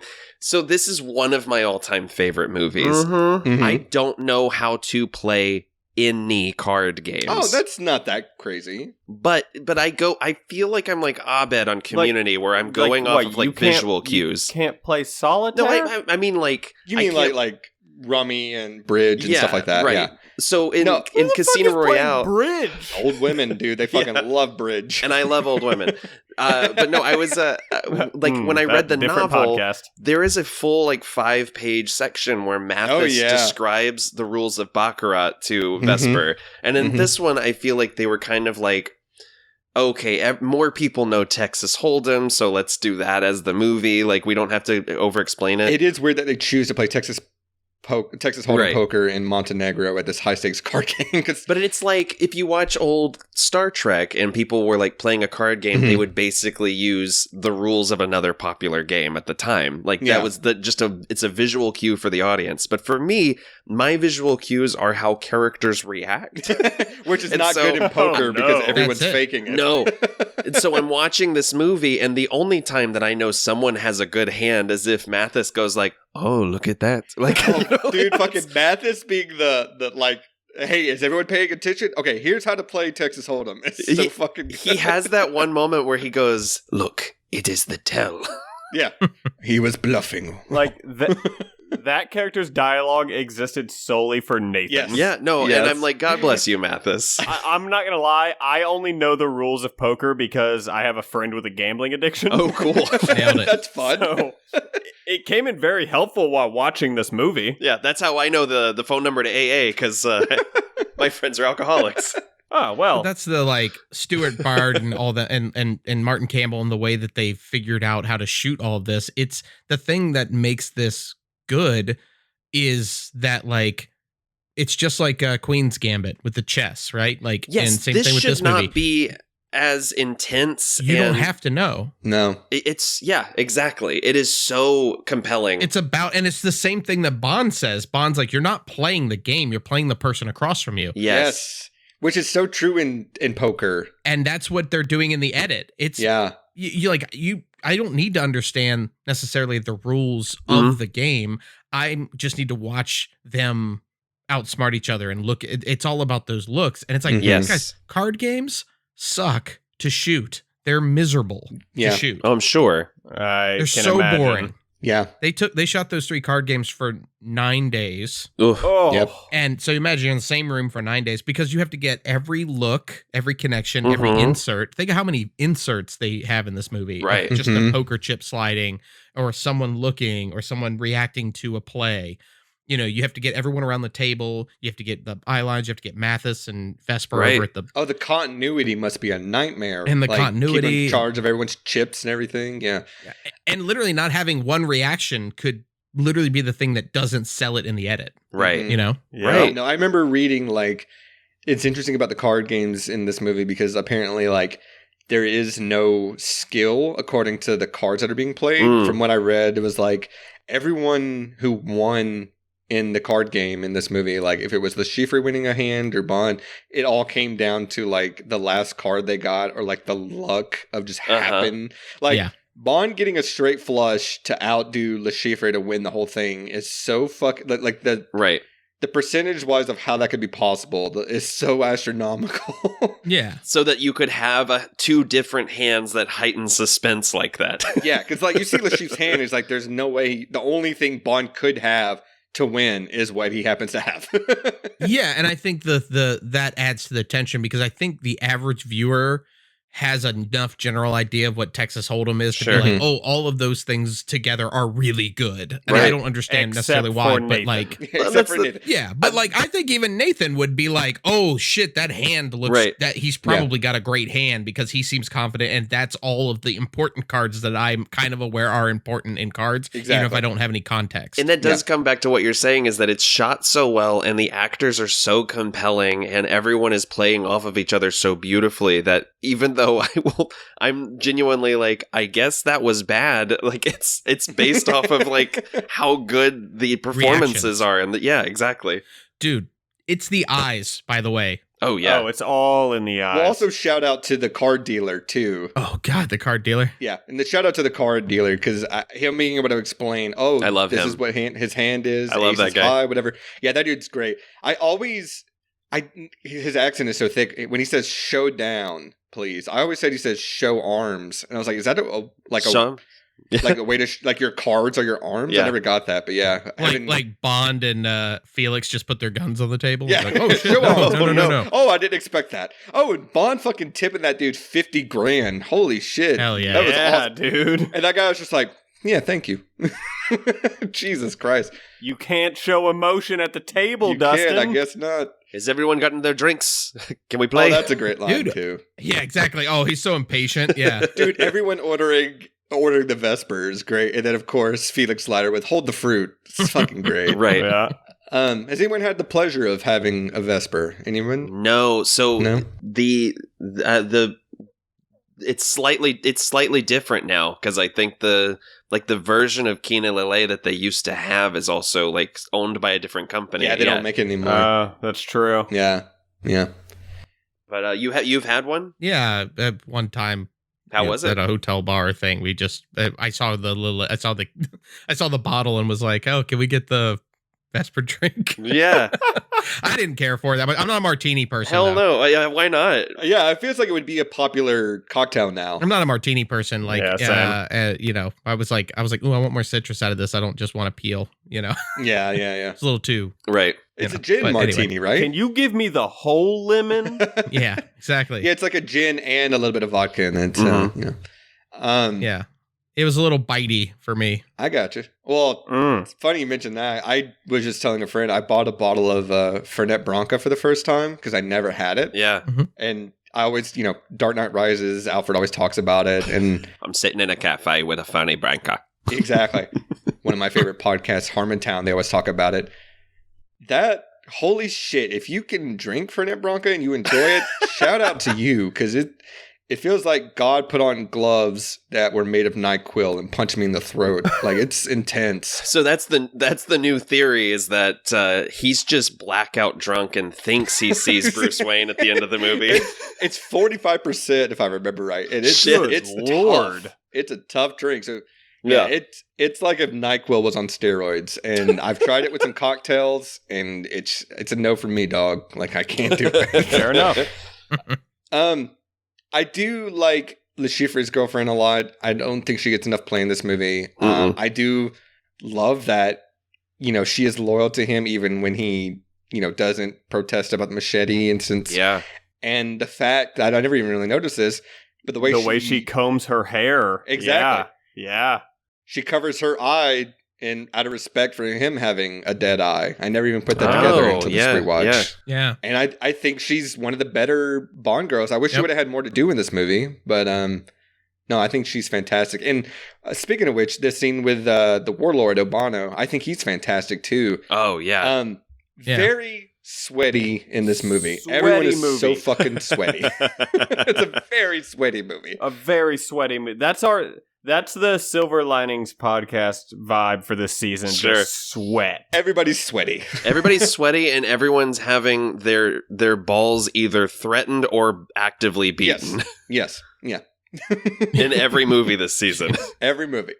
Let's talk about that hallway fight. Yes, let's talk about it. Yeah. So it gets kicked off by one of Obama's men noticing the earpiece in Bond's ear and hearing the stuff coming from Le Chiffre's room. Yeah. And just instantly just goes like into a very intense fight. And I love that the entire time Vesper's trying to get away and they just keep catching up to her inadvertently. Right. It's fantastic.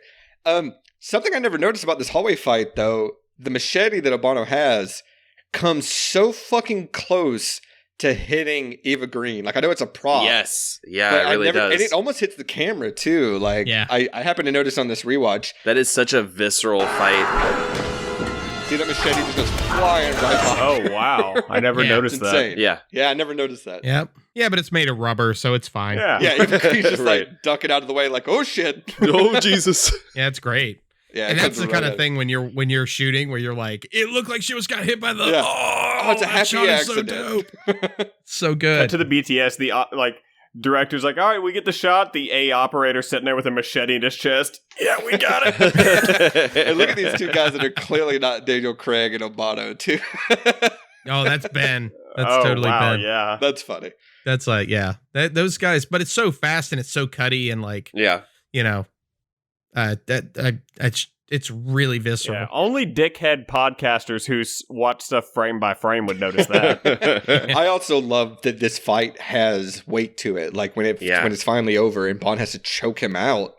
Like, and dude, it's fucked up. Vesper's watching the life drain out of this dude's eyes, and then of course her being traumatized. Vesper is traumatized because she's straight up traumatized. It's implied that she has been sitting in that shower for 4 hours at least. Yeah. And I mean, it's one of the first times like you get real, genuine emotion out of any Bond in any movie when he comes in the shower with her and physically takes the weight off of it by taking the blood out of her fingernails. It's great. Ruins that suit. Ruins the suit. Yeah. But I mean, that's the thing is I talk about is like making sure that everything he does in this movie has a consequence. Yeah. Yes. Mm-hmm. Yeah. Mm-hmm. Not just like boom, boom. Yeah, shot a couple guys and you're cool with it. Right. Random woman who's never seen anything like this before that works at the Treasury Department. Right. You know what I mean? Like, and like that would in other movies, that's what would happen. As opposed, she's like, I just watched. Like, I was literally just in a machete attack, and watched two people get murdered. Machete fight. You know, but then and even for him, like he goes in the bathroom, and he has to clean up, and it's all handheld. It's a great scene. They have to hide the bodies, like like tell it's Mathis just they're down. So good, and he like has to like snap her out of it. He's Yeah, like, he I know screams at her. I know how awful this is. Basically, is what he's he tells her like go now. Yeah.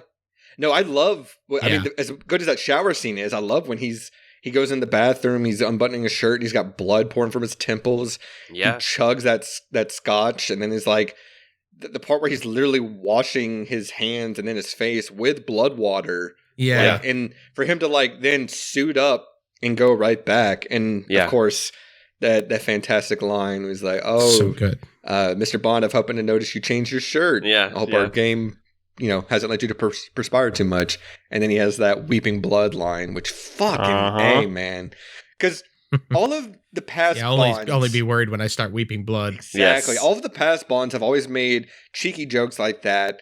That's never in line for what the actual situation calls for. Like, that's him saying, look, we both know what just happened. Right. But we have to keep up these pleasantries. And it's a dig at your character. Right. Like, it serves a dual purpose. And hey, I'm going to dig at your deficiency. But it also, he might as well have been like, I know you almost got killed, so eat my dick. So that's how it's delivered.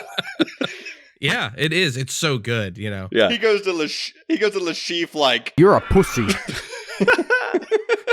But it's like, again, like, I'm gonna harp on this because it's so obvious to me now every time I watch it. But like, in terms of casting, I'm like, did you guys just look at like cropped pictures of people's eyes? Yeah. Oh Because my God. Daniel Craig, Ava Green, Mads Mikkelsen, they just have the most piercing fucking eyes, and you know everything. And it's like, so does Mr. White across from each other. Do Mr. White?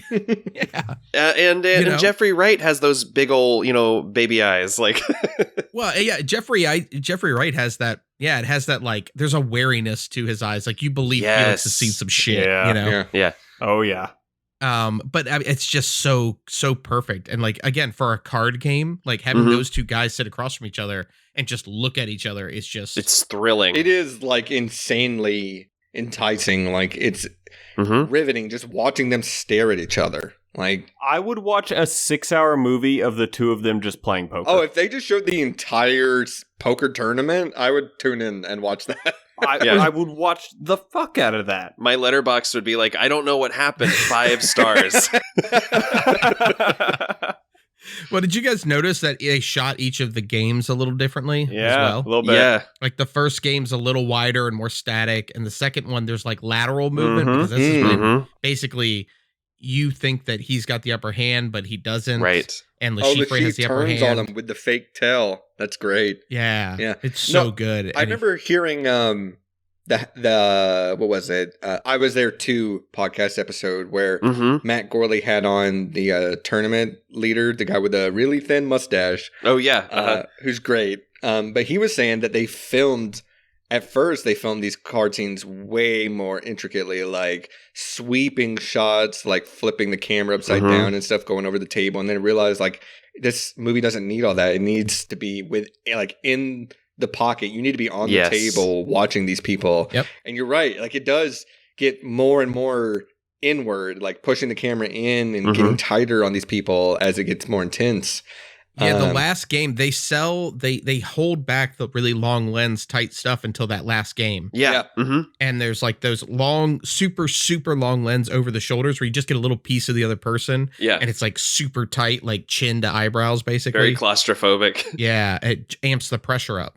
Speaking of the mannerisms of these characters and like how they play the game, I always find it funny when the chief like plays coy with his winning hand. Like, he lays his cards down and he sits there for a minute and he goes, oh, wait a minute. And then he just like pushes the card out of the way to show that he won.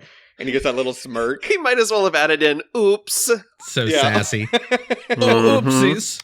Oh, well, he's so cocky. He's as cocky as Bond. Yes. He thinks he's smarter than everyone, just like James Bond. They're like a perfect, it's like that people joke about how the first Marvel movie with a hero, it's like, oh, here's the hero that's the exact mirror opposite of him. And Lashif is kind of the mirror opposite, another version of him. He's just this cocky, surefire, I'm smarter than everyone. He has the same ego. He has the same flaw as James. Oh no, they're both clearly out of their element, and like it's almost like two betas playing alpha, because when they get that card table, they are both like, it's a dick swinging contest. And then we see, of course, Lashif get taken out by Obano pretty much, and then Bond having to like, sit in the shower with Vesper. Well, they're the snake and the mongoose. Yes, bro. They are the snake and the mongoose. Oh, that is great. And this entire movie's a remake of Ricky Tikki Tavi. I don't know if you guys remember. I do like the vulnerability though. Everything just clicked. We do get a villain, like most villains in these Bond movies, you don't get a real vulnerability to them. They're usually the head macho dude in charge, and like these two are. He's a desperate weasel. I mean, like that's what he is. He's terrified at all points in this movie. I mean, when he poisons Bond, his reaction when Bond essentially, does the "I lived, bitch" meme is like the best thing I've ever seen. It's so subtle, but he's clearly just like, I don't even know what to do at this point. Yeah. Yeah. But Le Chiffre's not as Weasley as like, what's the dude's name from Quantum? Green? Silva? No, Green. Green. Yeah, Silva's Green Skyfall. is a straight up weasel. Yeah, Matthew Almarak's character, yeah. Yeah. He's a total weasel. Yep. Total weasel. Le Chiffre is like, given the right circumstances, he could be the big one in charge, but he's just not, and he's pretending he is. It's just great. My favorite little subplot of this whole movie is Mathis just being a cheeky fucking dude of like getting people arrested because he gets the chief of police off site, and then he just gets some random dude arrested by putting the dead bodies in his trunk. I'm like, he's a cheeky little motherfucker. Yeah, he's like, I'm taking care of your competition. So good. Yeah. I'm like, that poor guy just gets arrested for murder for no reason. Right. Yeah. Well, and then that's the thing. It's like at that point, he's like, okay, and that's the other cool part about the stairwell fight thing in that scene is like you see Le Chiffre weak, and then Bond's going into the game like, I'm the fucking man. I'm gonna beat him. His overconfident. I always joke like Luke Skywalker, quote, overconfidence is your weakness, right? And Vesper calls him out on it because he loses, and I love how he loses, and he's like, "Give me more money." And she's like, "No," mainly because she needs Le Chiffre to win, right? Yeah. But she's like, "No, you lost, because of your ego, and then now your ego can't like take it." And she's right, and all of his confidence breaks. And then this motherfucker just grabs a knife like he's going to go shank him. Like, I was like, what the fuck? I love it. I love that he's just as desperate as Le Chiffre. He's like, I got no other alternatives. Yeah. And then, of course, Jeffrey Wright being the one to pull him back. Like, I love that he notices the knife and he's like, you should have a little more faith. His little some game, huh? Hey, listen. Like, he immediately, like, come here. He grabs, it's so good. He grabs Bond's arm like Bond grabs Eva's arm in this scene right before. I love Jeffrey Wright so much. I do He's too. so good. But before we get so there, good. I do love that Daniel Craig has his first little Britishism when he calls her a bloody idiot, because he doesn't really exhume as much Britishness as like Roger Moore did or anything like that. And that was like the first like real moment that he let it slip. Yeah. But no, Jeffrey Wright is great, and I love when he's like, Craig even asked him like, well, what about the winnings? And he has a little smirk. He's like, does it look like we need the money? Man, what a fucking line. He's like, so hey, American. check it out. He's like, it's 2006, War on Terror, America. We got the money. They're not shorting the CIA right now, buddy. I'm telling you. What recession? Like if they came out and announced that they were doing like a Jeffrey Wright 007 type movie just on Felix, I would be there day one in the 100%. Oh my god. I mean, with Amazon, was it Amazon? Did they buy MGM? Yes. Is that what happened? Yeah. So like, maybe, I feel like we're gonna get the Money Penny, office comedy, and we're gonna get the Felix Leiter, Jack Ryan kind of combo crossover spin-off, but MI6 version, like a Money Penny like workplace. Would be comedy. Unbelievable. Yeah. Let's get Jeffrey Wright and David Harbour in a buddy cop movie. Yes. No, we're definitely getting an Agents of S.H.I.E.L.D. type MI6, all the little sub stuff that they do for sure. Yeah. Then we get to the dinner scene after. Well, I guess, do you guys want to talk about the poisoning scene? The Naked Gun from the files of Bond. Oh yeah. Well, a real doctor came out with that poison thing. Oh yeah. Oh, really? Like, a fan wrote that in as a suggestion to Eon. Oh, I do remember reading about that. That is interesting. What? Yeah. I do remember came that. up with it. He was like, the defibrillator, basically, like you could poison someone and then they could like. He was like, oh, this is like a thing, and like it was a fan suggestion. A doctor from Scotland. That's incredible. Yeah. That's great. I just imagine someone bursting into the writer's room. Guys, you know that plot hole we've been like having headaches over? Yeah. You're never going to believe the letter we just got. Well, I will say the Bond franchise has had a history of fans writing in and making substantial changes. Like, that's why he has. Nathan. Yeah, I think he started off with like a Desert Eagle or something like that. He had a Beretta. He had like a Beretta in the first. And then this guy named his last name was Boothroyd, Like, I can't remember the guy's actual name, the full name, but he sent letters into Ian Fleming, and it was just basically like, I think he'd actually use a Walther PPK, and like explain why, like, it's a better gun. It's it's on, I think, the Blu-ray for Dr. No. There is an interview with the real Major Boothroyd where he goes through all of his weapons, and he's just like, and I told Mr. Fleming that this is actually the weapon you'd use if you were an agent about on the field, and it's the craziest thing I've ever seen. What did Ian Fleming say in response to that, Nathan? Oh, shoot, I don't know. I was just trying to get you to do his he said, tally ho. He did, so my Ian Fleming impression is just my impression of Matt Gorley doing an Ian Fleming impression. Matt Gorley's got a fantastic Ian Fleming Casino Royale. He has this. So he ended up naming Q after that guy, Major Boothroyd. That's dope. Yeah. Wow. It's so incredible. But like the Bond stories were like shaped by other people writing into Ian Fleming and actualing him. That's great. Yeah. That's amazing. So do you guys want to talk about the poisoning scene? I think we kind of covered most of it, but yeah, I mean it's intense. It gives Vesper even more Bond agency. Dies. Yeah. Bond straight up dies in a movie. Oh yeah, technically he does. He flatlines. And of course, then he goes back. He beats Le Chiffre at the card game. I love Le Chiffre's look when Bond sits down. Oh yeah. Sorry, that last hand. It's like that last hand nearly killed me. Fuck. Nearly killed me. Great. Like Le Chiffre's just like, are you fucking kidding? Really? I killed this Poison dude this to motherfucker. save my life. Yeah. I love. We're jumping a little ahead, but when they finally get to the dinner scene, he's won.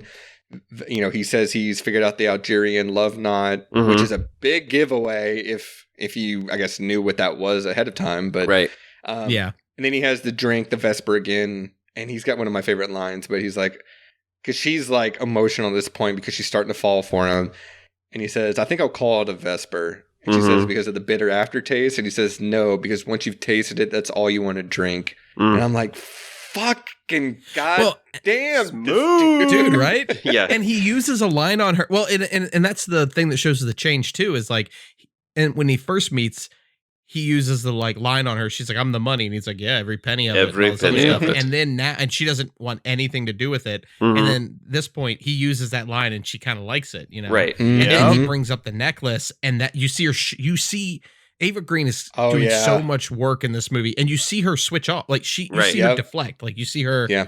It hits her. She deflects, and then she turns on him and says, "Like, well, you switch up, you kill people, right? And you're not bothered, basically." And it shows again how far we've come just in a few. Like, it's insane that it's like 4 years between this and Die Another Day, because in the previous movie, she would have, Jinx would have been like, "I'm the money," and he'd have been like, "Oh, I like to jizz on money," and then she'd have been like, "Sure, let's do that." And you know what? That deserves an applause. No, you're right. Like, Nathan, please write a spy movie. I would bankroll Nathan doing his own Bond script. No. Better idea. Nathan does a one-man reading. Oh my god. Of Die Another Day? And he does all the character voices. Okay. Everything. I would bankroll this idea. For sure.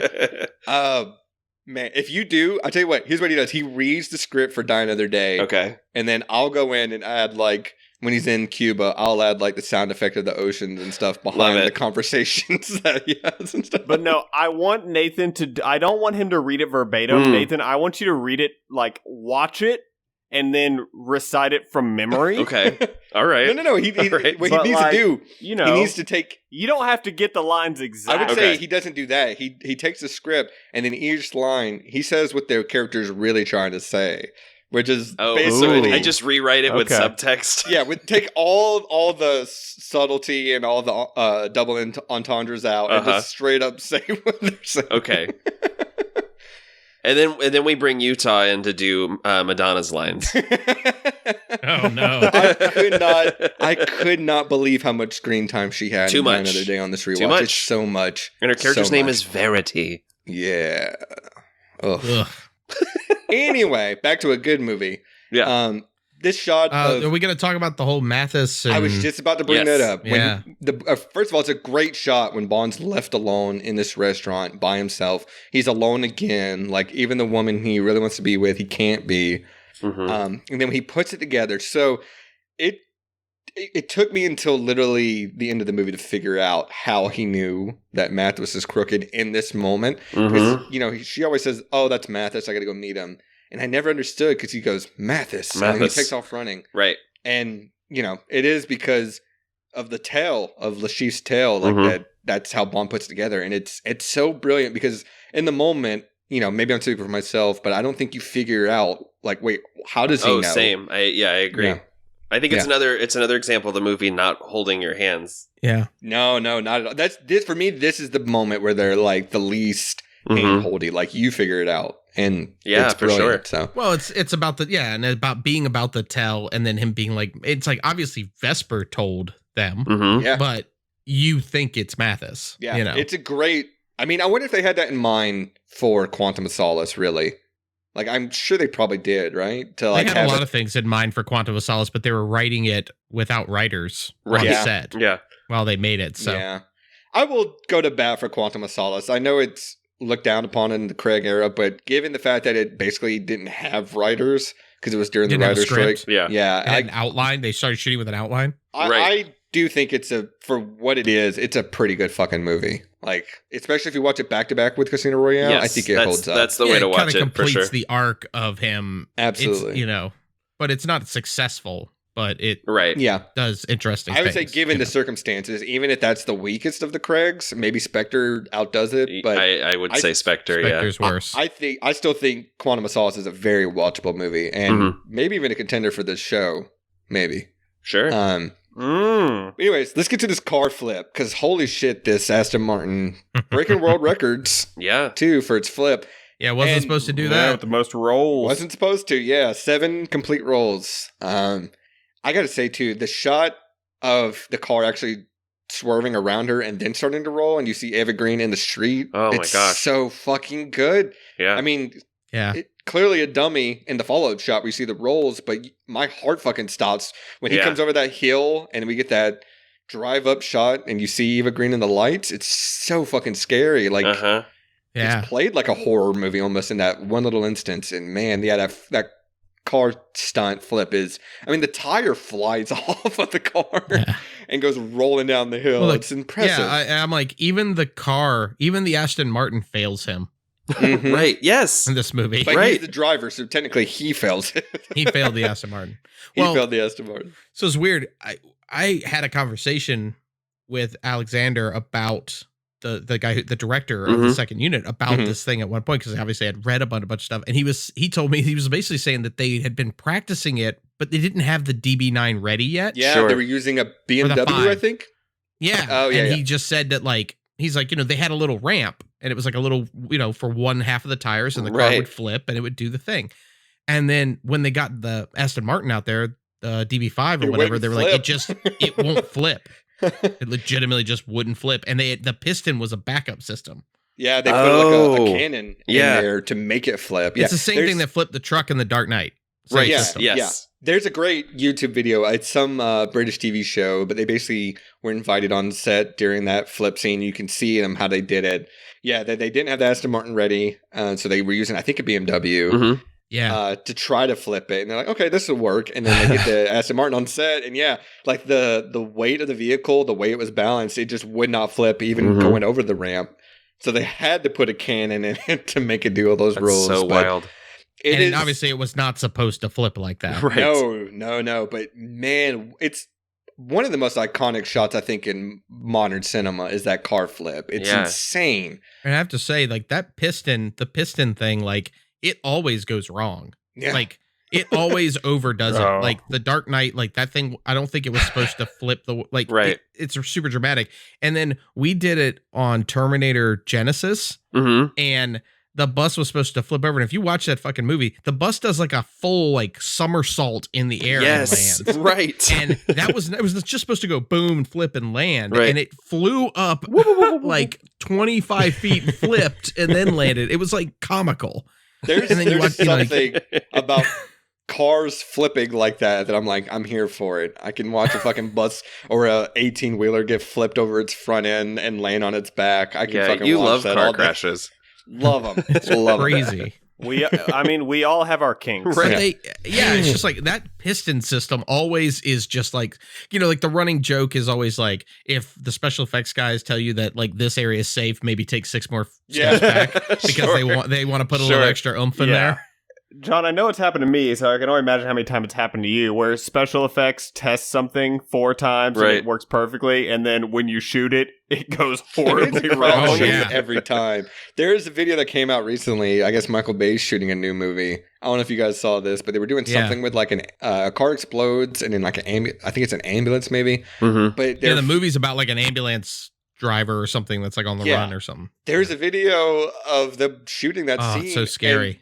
Went so wrong, and a guy goes under the tires of an ambulance. You can clearly see him trying to run out of the way because he's not supposed to be. It's like the ambulance went off out of frame, and like I guess the stunt didn't work. And it's so. I mean, luckily the guy's okay. I think. Oh my god, that shit! I'm like, that would happen on a Michael Bay movie. Or the ambulance would be a Decepticon, dude. On my second or third movie that I did, they were doing a wire pull. That's the other one that goes really bad because, like again, Michael Bay movie, like Transformers 3, same thing. Wire went wrong and like decapitated some girl. Right, that's right. Took the top of her head off. Remember? Yeah, I don't remember that. Holy shit! And nothing really came out about it and everything. But there was a on Green Lantern, there was a car accident and the wire rig pulled the axle off and threw the axle basically into the crew, like the group of the crew. Oh my god! It hit somebody and like folded him over backwards. Like, oh my god! Oh fuck! Like his legs. Oh, it's like the shit can go bad. Yeah, shit could go bad. Fuck. And you gotta be so careful. Yeah. You have to like watch it. And so like that thing, I mean, that when I watch that sequence, I'm like, my first thought is like, that's dope. It's going off the road. It's going too close to that camera. Holy shit, Right? Well, yeah, sure. The BTS, like that segment I was talking about that's on YouTube, they are a good distance away, but I think no one expected the car to go that far. So it is like kind of scary, especially shrapnel. It was not supposed to go that far. It wasn't supposed to go over into the grass or any of that. Right. Like that. Like that far over. You could tell they were a good ways away filming it, but still. They had long lenses. And still shrapnel and stuff like that. Jesus Christ. I didn't know that. And Green Lantern, that's a Martin Campbell movie too. Oh, yeah, that's right. Yeah. Whew. Anyways, let's get back to something less traumatic. Ball torture. Ball torture. Yes. My favorite American pastime. A fantastic sequence, man. And actually, I think it just came out recently. There was an interview with Mads Mikkelsen talking about this, that him and Daniel Craig wanted to make this scene way more intense, but Martin Campbell was laughing it off and like, come on, guys, this is a James Bond movie. This isn't some indie movie where like you can do shit like this. We're going to get an R rating if we actually, Hey, guy who stars in Nick Winding Refn movies, dial it back. Yeah, right. Maybe you can attest to this. Apparently in the book, it's pretty similar, but it's worse. It's a carpet beater. Yeah, and Le Chiffre apparently cuts his back so he bleeds, and that attracts rats. Yeah, and there's rats to feast off the blood too. Yeah, so like by the end of the scene, he's literally talking about how his legs are like gaping and bleeding, and he's bruised all over. Like it is much more of a like he literally has to tell Vesper like, "Hey, we can't have sex for months." Like there's there's a moment that he does in this movie. Yeah, is insane. But there is a moment where I think there's a big time jump. Yeah. I think there's like a mega time jump. There's two. There's like two big ass time jumps. Like at least there's at least one of a couple of weeks where now he's out of his wheelchair, but they're still at the hospital. Yeah. I don't know, man. I don't know if it's how like. Maybe everyone's gonna know you died scratching my balls. Is slow fucking line. Like, great best line of the movie.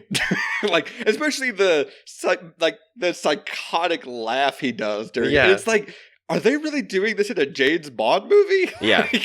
Well, I love like after he first asked him to like scratch his itch. Oh, it's the great. next hit he's like, yes. I mean. It is interesting too because coming off of Die Another Day, where Bond is tortured for 14 months in a North Korean prison, he doesn't have nearly the charisma. No, he just comes out with like a beard. That's it. He comes out with a bearded long hair, and that's it. Sorry, I just Googled the line, and there's one of the first results is a Reddit thread from 2 years ago from Ask Science. Science fiction. About his ball torture? The caption is just, did Bond's balls ever heal completely? I read that. I read that Bond. because I Googled after this movie. I was like, would your balls still be even usable? And from what I read, like, you can take this with a grain of salt, but it is people on Reddit that are like, your balls can take a lot more torture than you would think they would. And okay, surely guys. they would be swollen.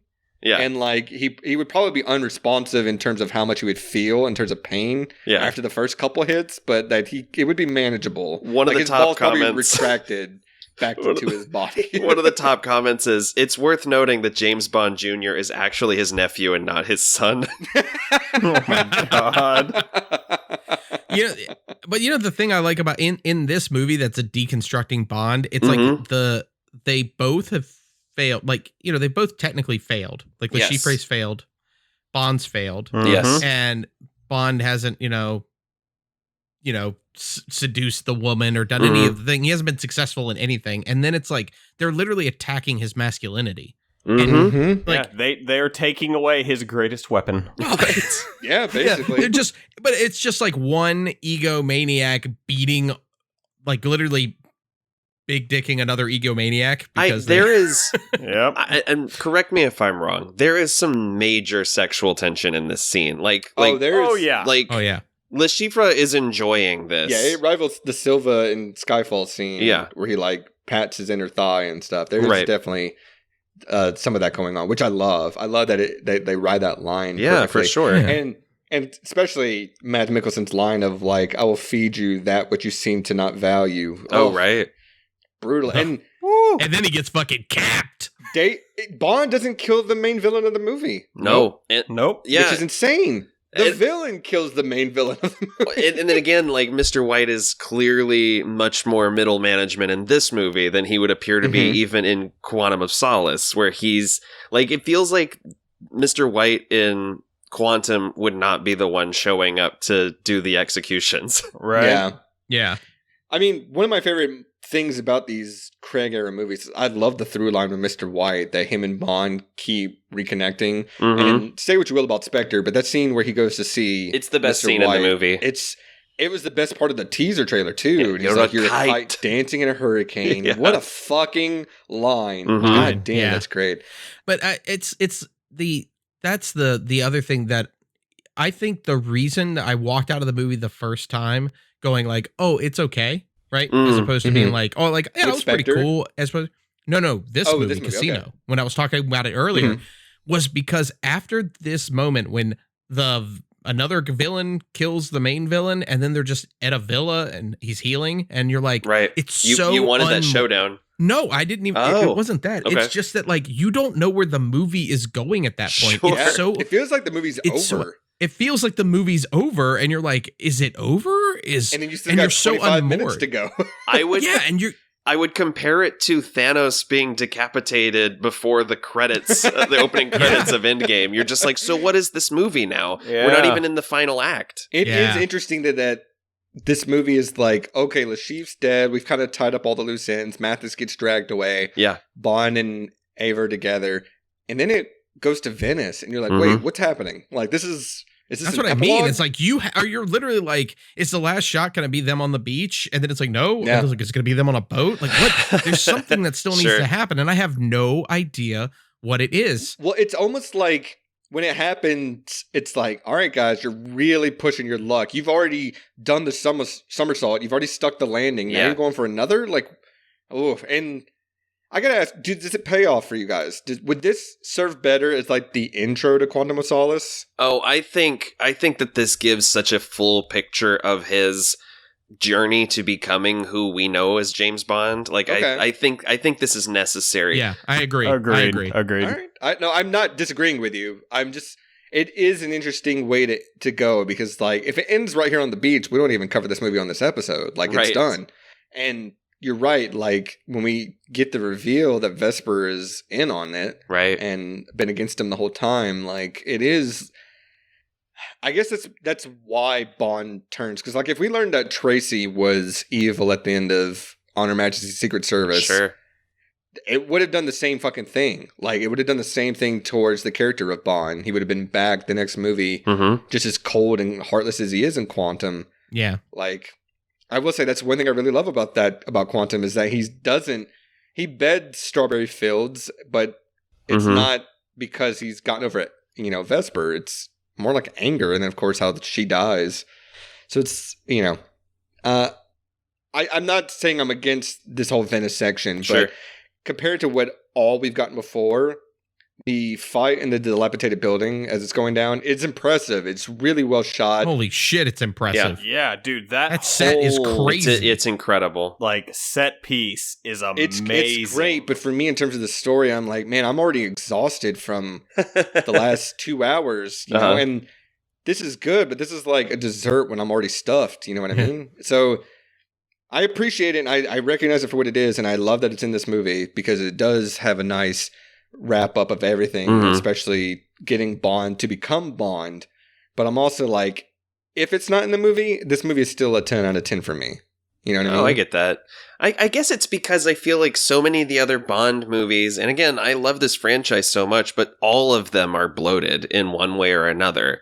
Yeah. We got to get in one more set piece. We got to get in, an extra subplot where he's, making out with this girl at a casino.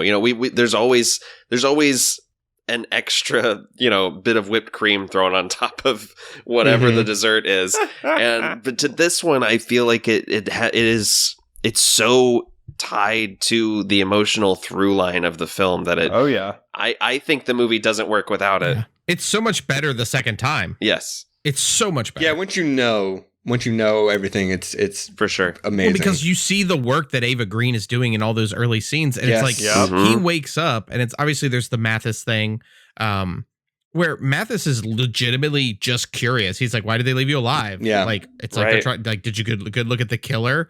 And then like they tase him and take him off. Right. And then Vesper shows up, and it's like this is after she's made the deal probably, and then all of a sudden she's like, because her turn. It's a little, all of a sudden she's like, you can have me anywhere, where before she wasn't even sleeping with him. Oh my God.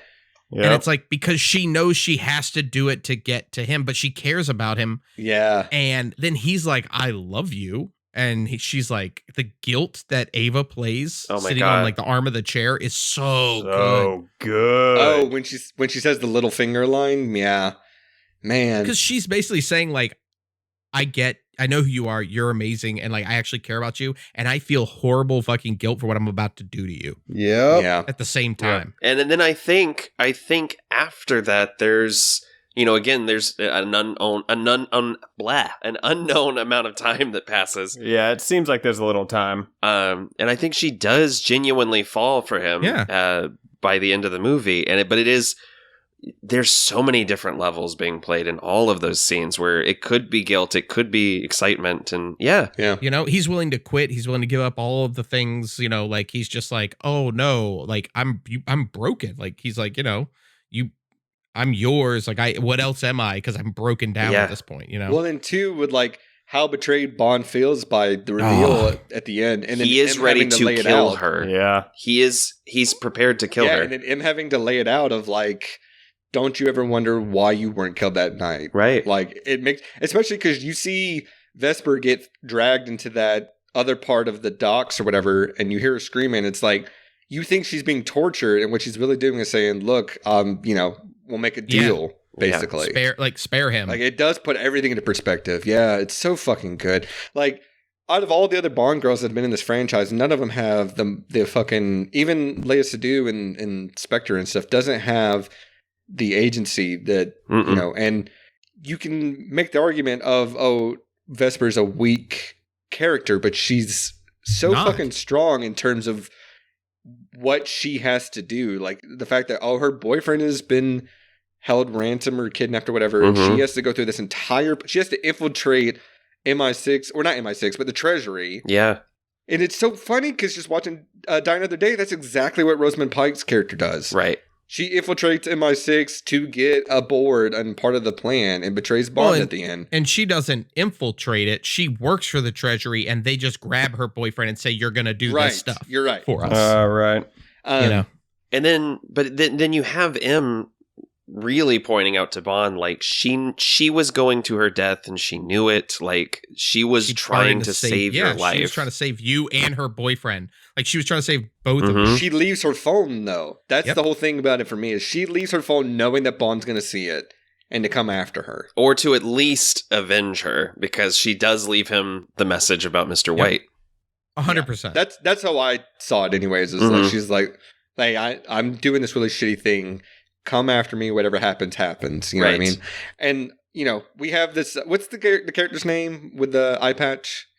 Gettler? I don't know. I thought it was Calm Fiore, but with an eye patch at first. I was like, is that Calm Fiore? His name's Gettler in the novel. I don't remember if they give him a name in the movie. He doesn't name in here, but he is in the credits, I think. Okay. I think you're right. Oh, also, the fucking part where they're on the beach, I think we missed it, and he's explaining how he knew Mathis was bad or whatever. Oh, she goes, Mathis. Yeah. Well, no, because Vesper goes, does everyone have a tail? And I like, my fucking heart breaks every time now knowing. You don't have a towel. Yeah. Yeah, and he's fucking wrong. And it's like everything he does is a failure in this movie. It's so fucking tragic. Well, and that's the thing. It's like, so she plays him, she goes, she's ashamed of what she's doing. She's trying to save her boyfriend and trying to save James. And then she's sorry and she feels guilt and shame. And that's why she like allows herself to drown because she doesn't want to live with what she had to do. It's also a very selfish moment. Yeah. Yeah. I mean, it's played like that scene, I stop breathing every time I watch it. Like it's so upsetting. It's so visceral. The little kiss she gives his hands and then just the panic in her face. Dude. The fact that first of all she's in this red dress and then it's like the femme fatale kind of thing, which is amazing. But yeah, the part that's scariest about her death is how she just gets repelled to the back of that elevator and is like gasping. It's so fucking visceral. It's so scary.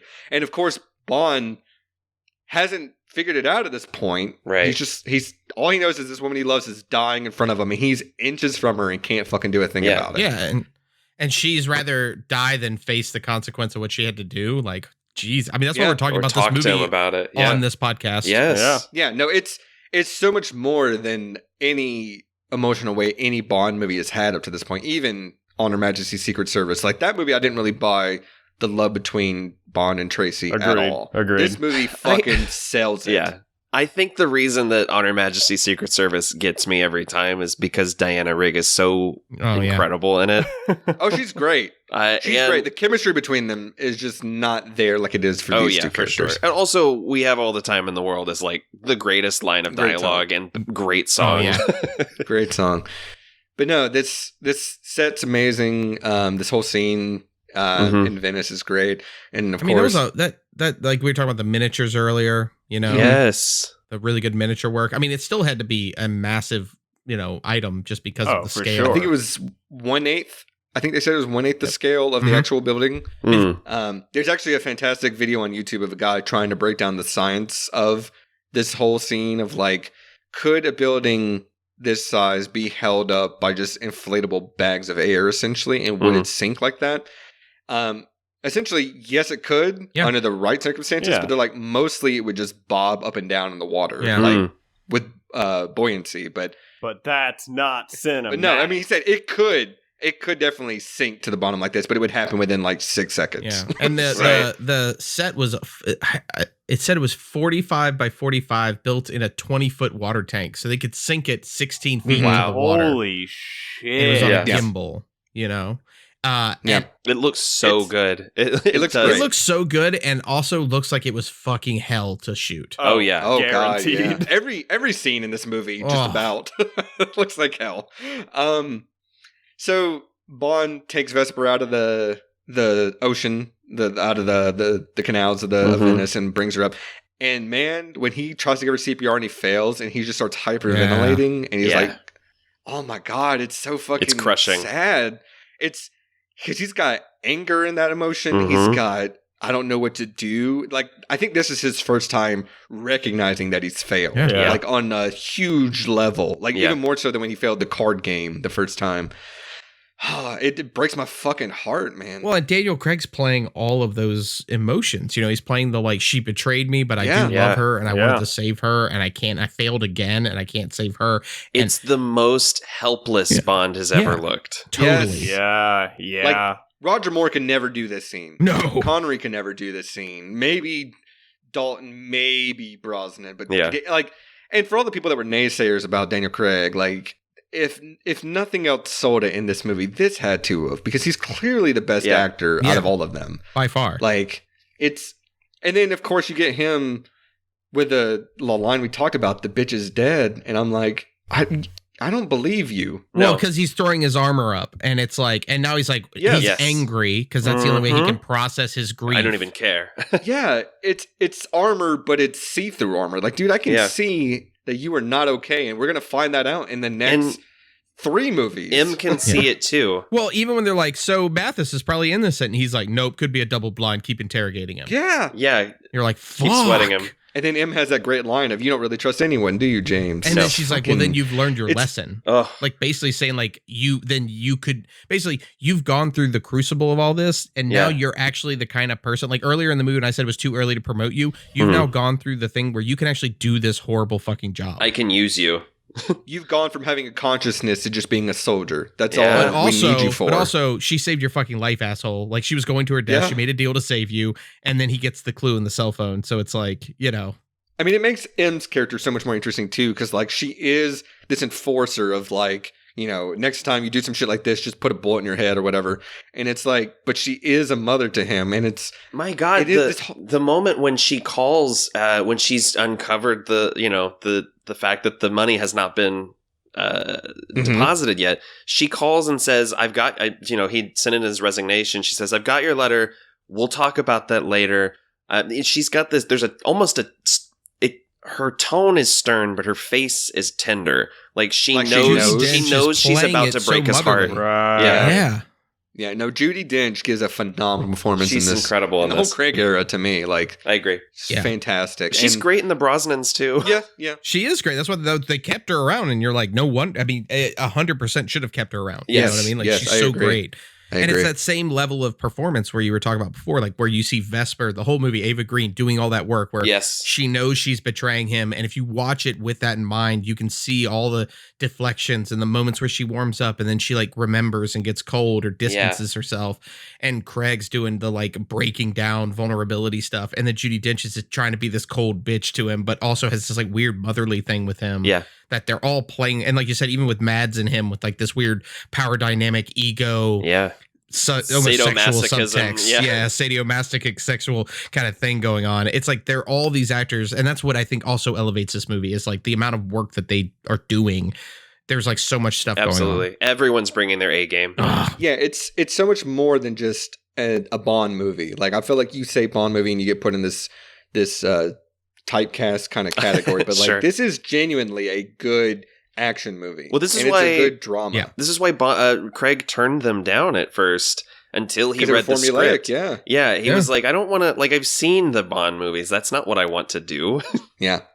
Well, and you know, I mean, you remember all the rumors around the point. I guess Henry Cavill was up for it, but they thought he was too young. I don't think Henry Cavill, even maybe now, could really pull off the weight that Daniel Craig has in this movie, because you feel the guilt on his shoulders towards the end of this movie, and like how he went from like this, I'm this suave, sophisticated fuck machine that can kill any man to he's broken. He's like at the end of this movie, he when he shows up at Mr. White, well, we'll get to the ending now. He uses the phone that Vesper left him to get in touch with Mr. White, and then he's got.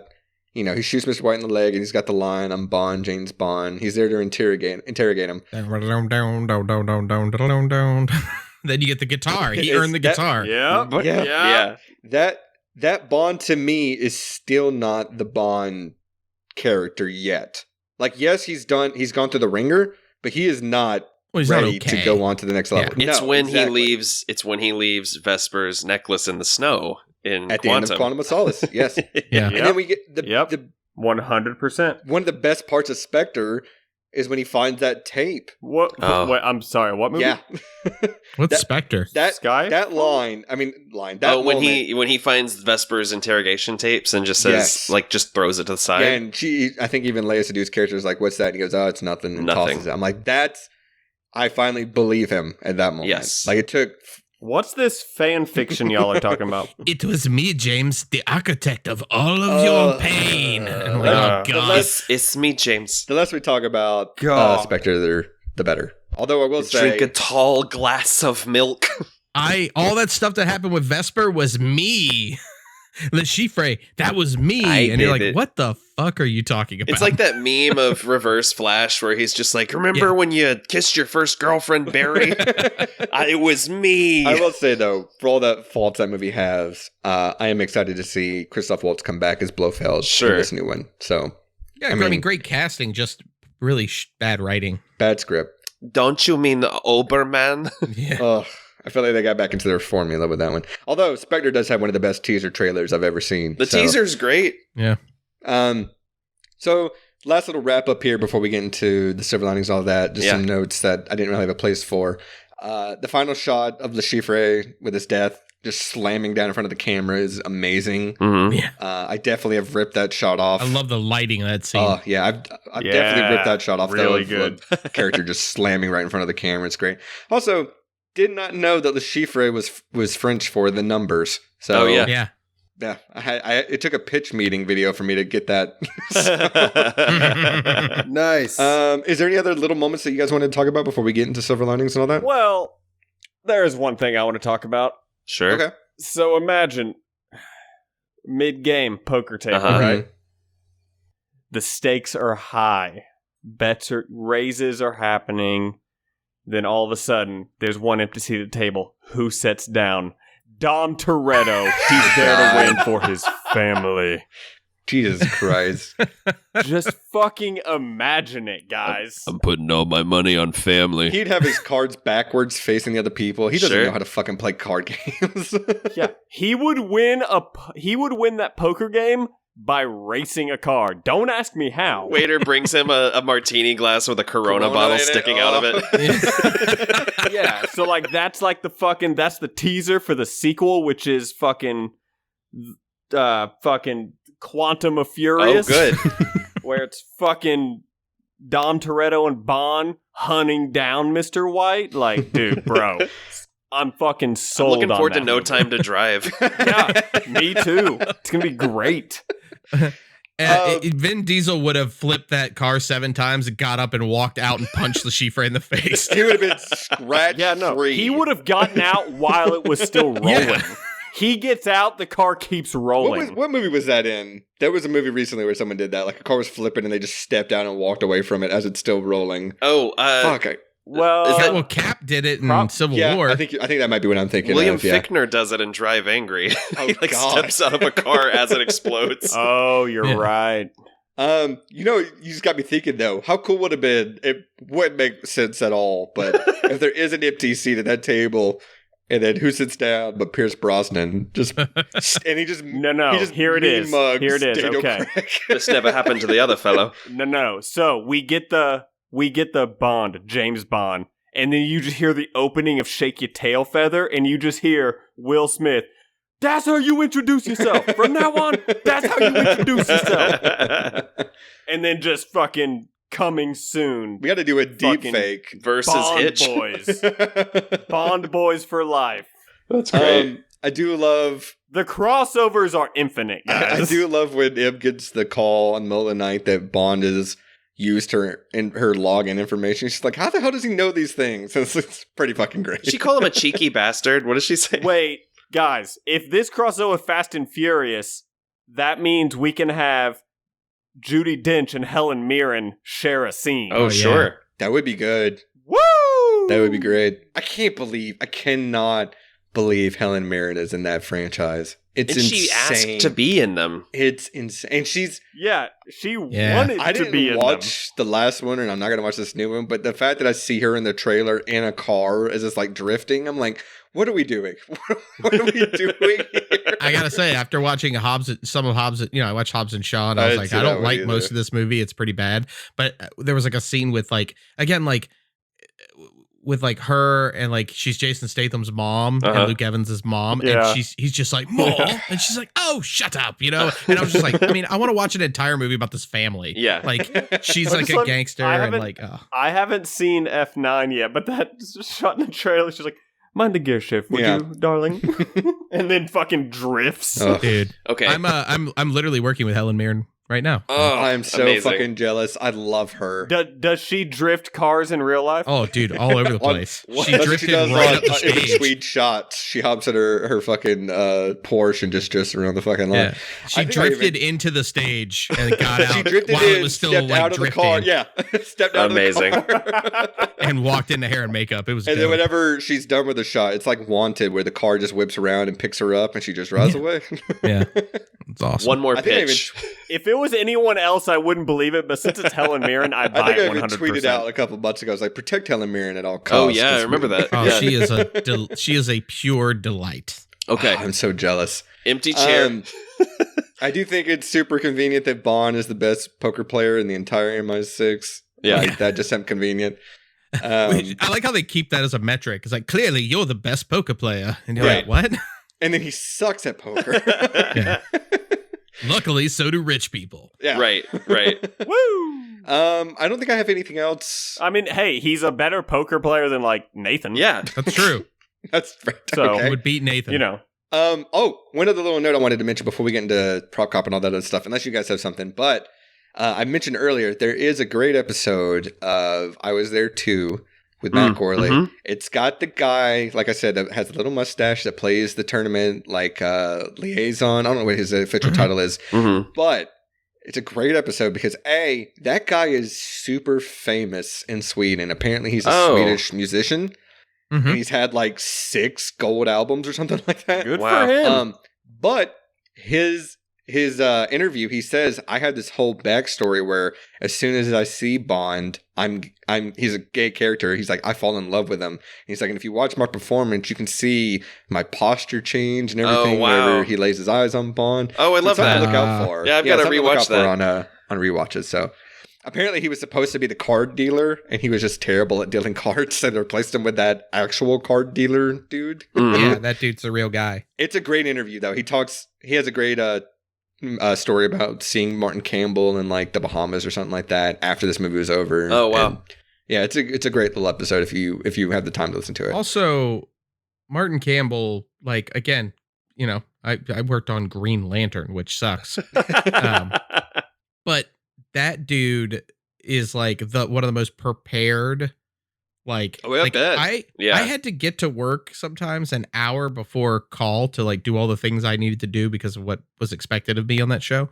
And I would get there like an hour and 25 minutes before the pre-call before call, and Martin would already be in the fucking set, like blocking out stuff. That's and I'm insane. like, this dude, or he'd be at catering with like a book open, like going through storyboards, and like I was like, when does this guy sleep? Like he just. I mean, he's revitalized this franchise twice. Yeah, true. With 2 different Bonds in 2 different eras. For sure. He is a fucking legend. And that's, of course, just talking about these 2 movies, not to mention all his other great work. But yeah, Martin Campbell and Sam Mendes are like when I think of the good parts of this franchise now. It's them 2. In the modern. Also the bad parts. Yeah, but let's not even bother with that. All right, is there anything else we want to talk about before we get to the wrap-up sections here? Let's get to it. No, all right. I'm in. One of my favorite segments of the show, Prop Cop. So for new listeners and those, of course, tuning into 0607, this is a very silly little segment where we like to talk about all the different props that are in the movie that we're talking about, Casino Royale. Yeah. Which one would we each personally like to own for our own little collection? It could be an actual prop that we see in the movie, like a handheld object. It can be a wardrobe. It could be really anything, as long as it's physically attainable. So, Nathan, I'm going to give you first shot since this is your movie. Okay. What is one item from Casino Royale that you would like to own for yourself? I want the keychain with the bomb on it. Okay, the little beeping. Yeah. The keychain that Carlos gets blown up with. Yes. That's pretty good. Utah, what about you? Is there anything from this movie that you like?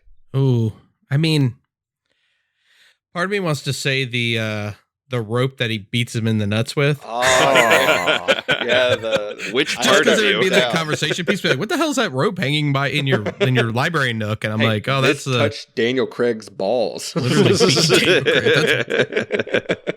That's it. But I maybe like the necklace, like the love knot necklace or something. Oh, you the know? Andrea love great. knot. That's That's great cool. choice. That'd be That's cool. That'd be cool. Yeah. Mally, what about you? The fucking old classic Aston that he fucking wins. Oh, sure. In the Bahamas. Oh, yeah. The whole car. Mally's thinking Yeah, big. yeah, the I whole like car. Mally is thinking big. Yeah. I mean, it's that or, You know what? Never mind. I want the giant plane, the world's largest plane. Fuck yeah, Nathan. I want flight lessons. All right, I want the Ocean Club in the Bahamas. All right, I want Solange. Whoa! I want Solange, but only if the hammock comes with it. Oh, yeah. No, I want Solange earlier in the movie. Oh, okay. Well, I want a horse Yeah, why did that she's Dustin, on. why did you assume he was choosing the dead And version? I would respect her. I would You would respect order her, her damn it. caviar and champagne on her tab. Yes, of course. Well, I decided, Moving on. just going on theme here. Let's see. With pie, I decided I wanted the brain. Sure. Oh, yeah, With, you're building up Frankenstein.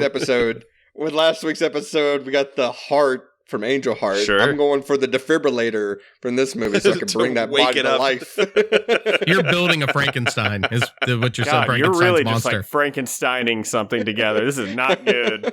Well, it was either that or I wanted Lashif's inhaler because maybe my Frankenstein's going to have asthma. You never know.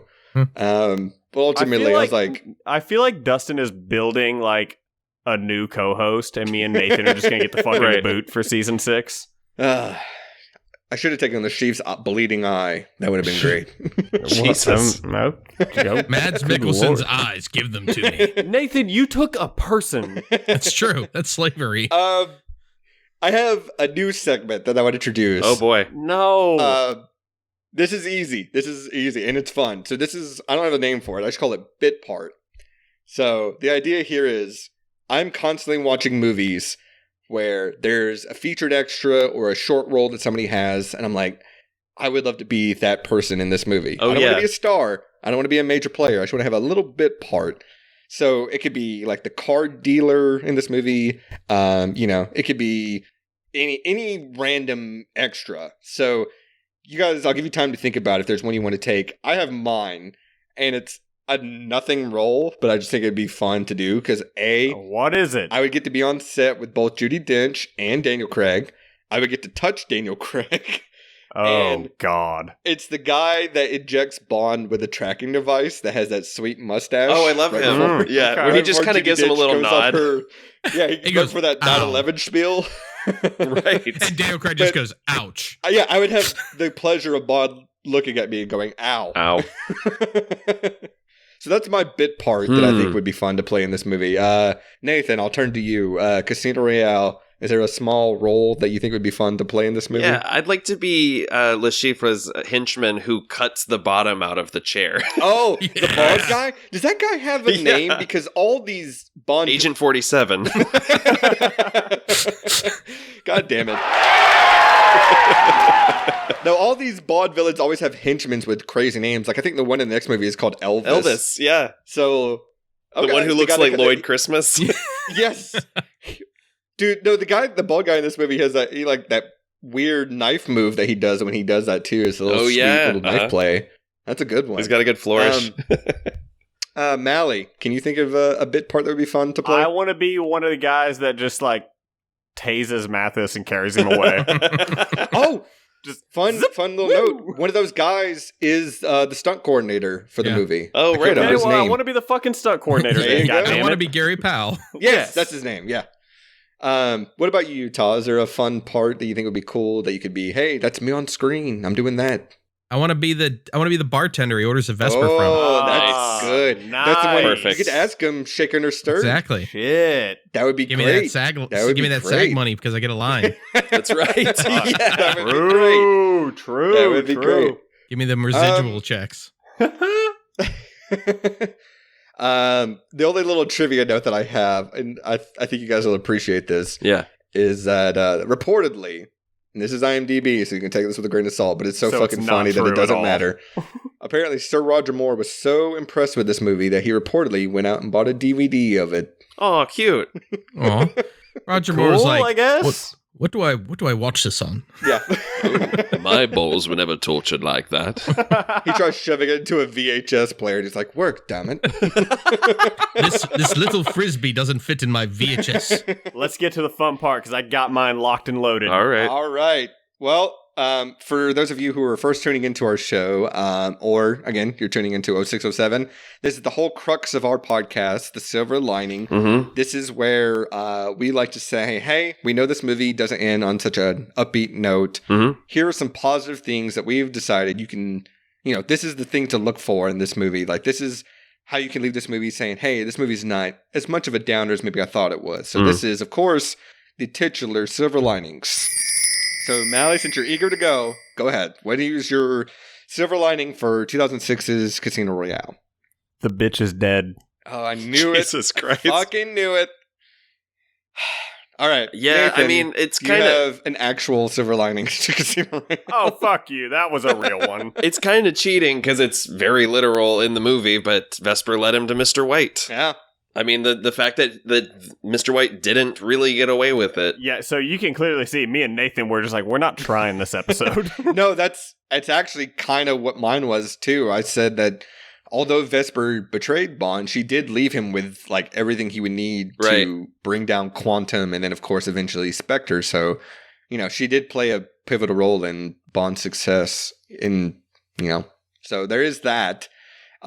Utah, you don't have to have one necessarily, but can you think of something that's positive? Mine was like that. Mine was like, it's not positive for Bond, but it's positive for like the world. Mm-hmm. That like he was broken down. He was ready to quit and leave and everything, but he's the guy that is going to be the dude that's going to do the job. I mean, it's James Bond. She made him James Bond, which means that all of the world-saving, life-saving things that he does from here on out, even though he feels pain and he's broken and he's untrustworthy and he's damaged and he's tortured by all of it, the fact that like this dude legitimately is going to save so many other people because of what like I said earlier, like, oh, you've learned your lesson, you've gone through this crucible to be the kind of person who can actually do this job now. Yeah.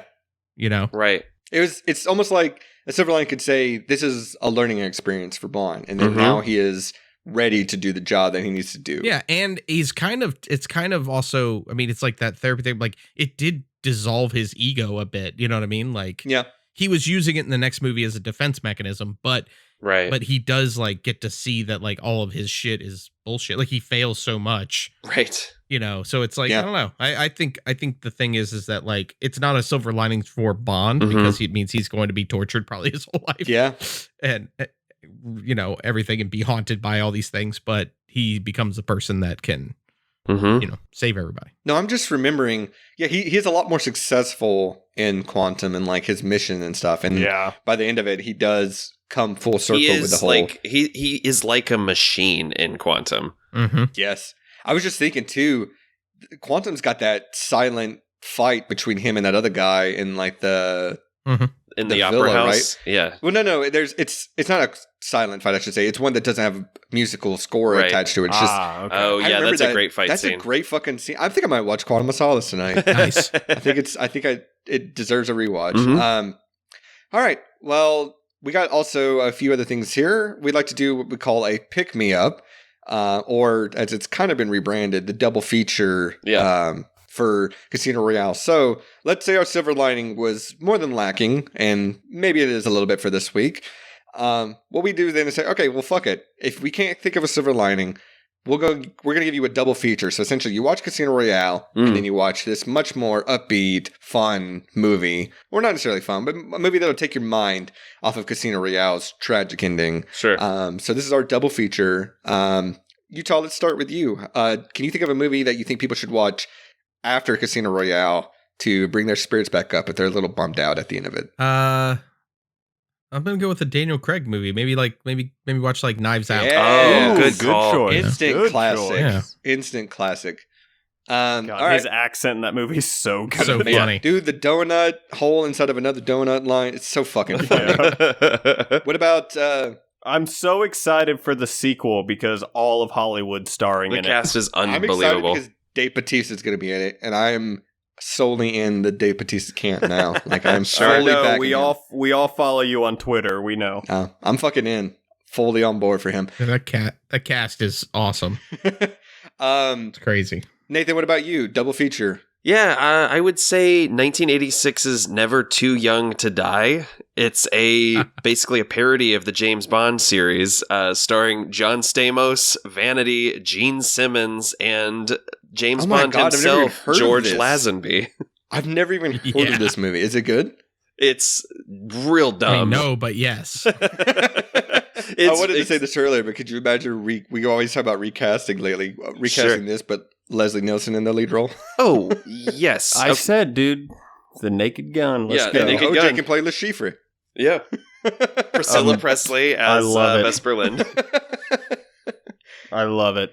Mally, double feature. Oh, no, it would be Ricardo Montalban as Le Chiffre. Ooh. There Oh, you okay. go. There you go. OJ can play OJ Felix. as, there you go. yeah, there you Felix. Yeah. I'm going to throw this one out for Utah because I'm kind of surprised. I know what you're going to say because I just thought of it, Mally. I just thought of it, and The I was like, man I who fucked knew up. too little. Yep, the man who knew too little. The That's man the who one. knew too little. Great movie. That's the answer. Good choice. Great movie. I said it, and then literally I shut up, and I was like, I should have said The Man Who Knew Too Little. It's one of my favorite movies of all time. I It's do have a great. second one that because I changed mine to Man Who Knew Too Little when you didn't say it. My other was, ironically, because Dustin was talking shit on Henry Cavill taking over this role, The Man from Uncle. Yeah. It's a fun movie. Yeah, with Army Hammer. Yeah. Yeah. You know what? You know that one with Army Hammer in it? That's the one. Mission Impossible Fallout. Yeah. I initially wrote down Knives Out as well, but I figured someone was going to say it. Yeah. So I also went with another Daniel Craig movie where he has a fantastic accent in. And a movie that I think it's criminally overlooked, but I'm going with Logan Lucky. Great choice. Good choice. Such a fun movie. And Daniel Craig actually Good having choice. fun in a movie for I once. remember like, when that trailer came out and the credit and introducing Daniel Craig was made me amazing. laugh so fucking hard. I was like, I'm going to see that movie opening weekend. Yep. Well, this was Logan Lucky came out right after Spectre, right? It was, Like, it was, you could tell that he was like, oh, fuck, thank God I get to do anything He's having else. fun in Logan Lucky, and he is sleepwalking through Spectre. Yes. So, yeah, I think those are all fantastic choices. Ironically, I fell asleep watching it, so.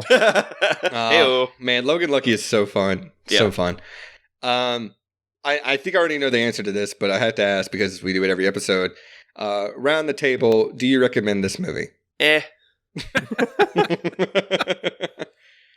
This is the best Bond movie. Abso-fucking-lutely. I love Yes. Skyfall, and I love hands it this down. much, but this one is the best one. This is the best movie. Like outside of a franchise or whatever. This is I the agree. only movie where he really has a character arc. Yeah, I agree. There's ones that I put on more. Like there's like I love Live and Let Die, and I love The Living Daylights, but this is the one that I think tops them all in terms of just filmmaking. Yeah. Well, yeah, I mean, it's like I love Skyfall. Sure. I mean, I Same. love Skyfall. I've probably I don't know. I've seen this movie so many times from like a analyze it, take it apart kind of way. And Skyfall's something I'll just put on in the background sometimes just because it's so fucking beautiful looking, probably.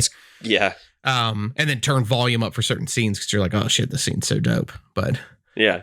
Well, Skyfall made it to $1 billion, right? Mm-hmm. Yeah. So, and then this one came and won an Oscar. Yeah, this one was like 600 million, I think I said.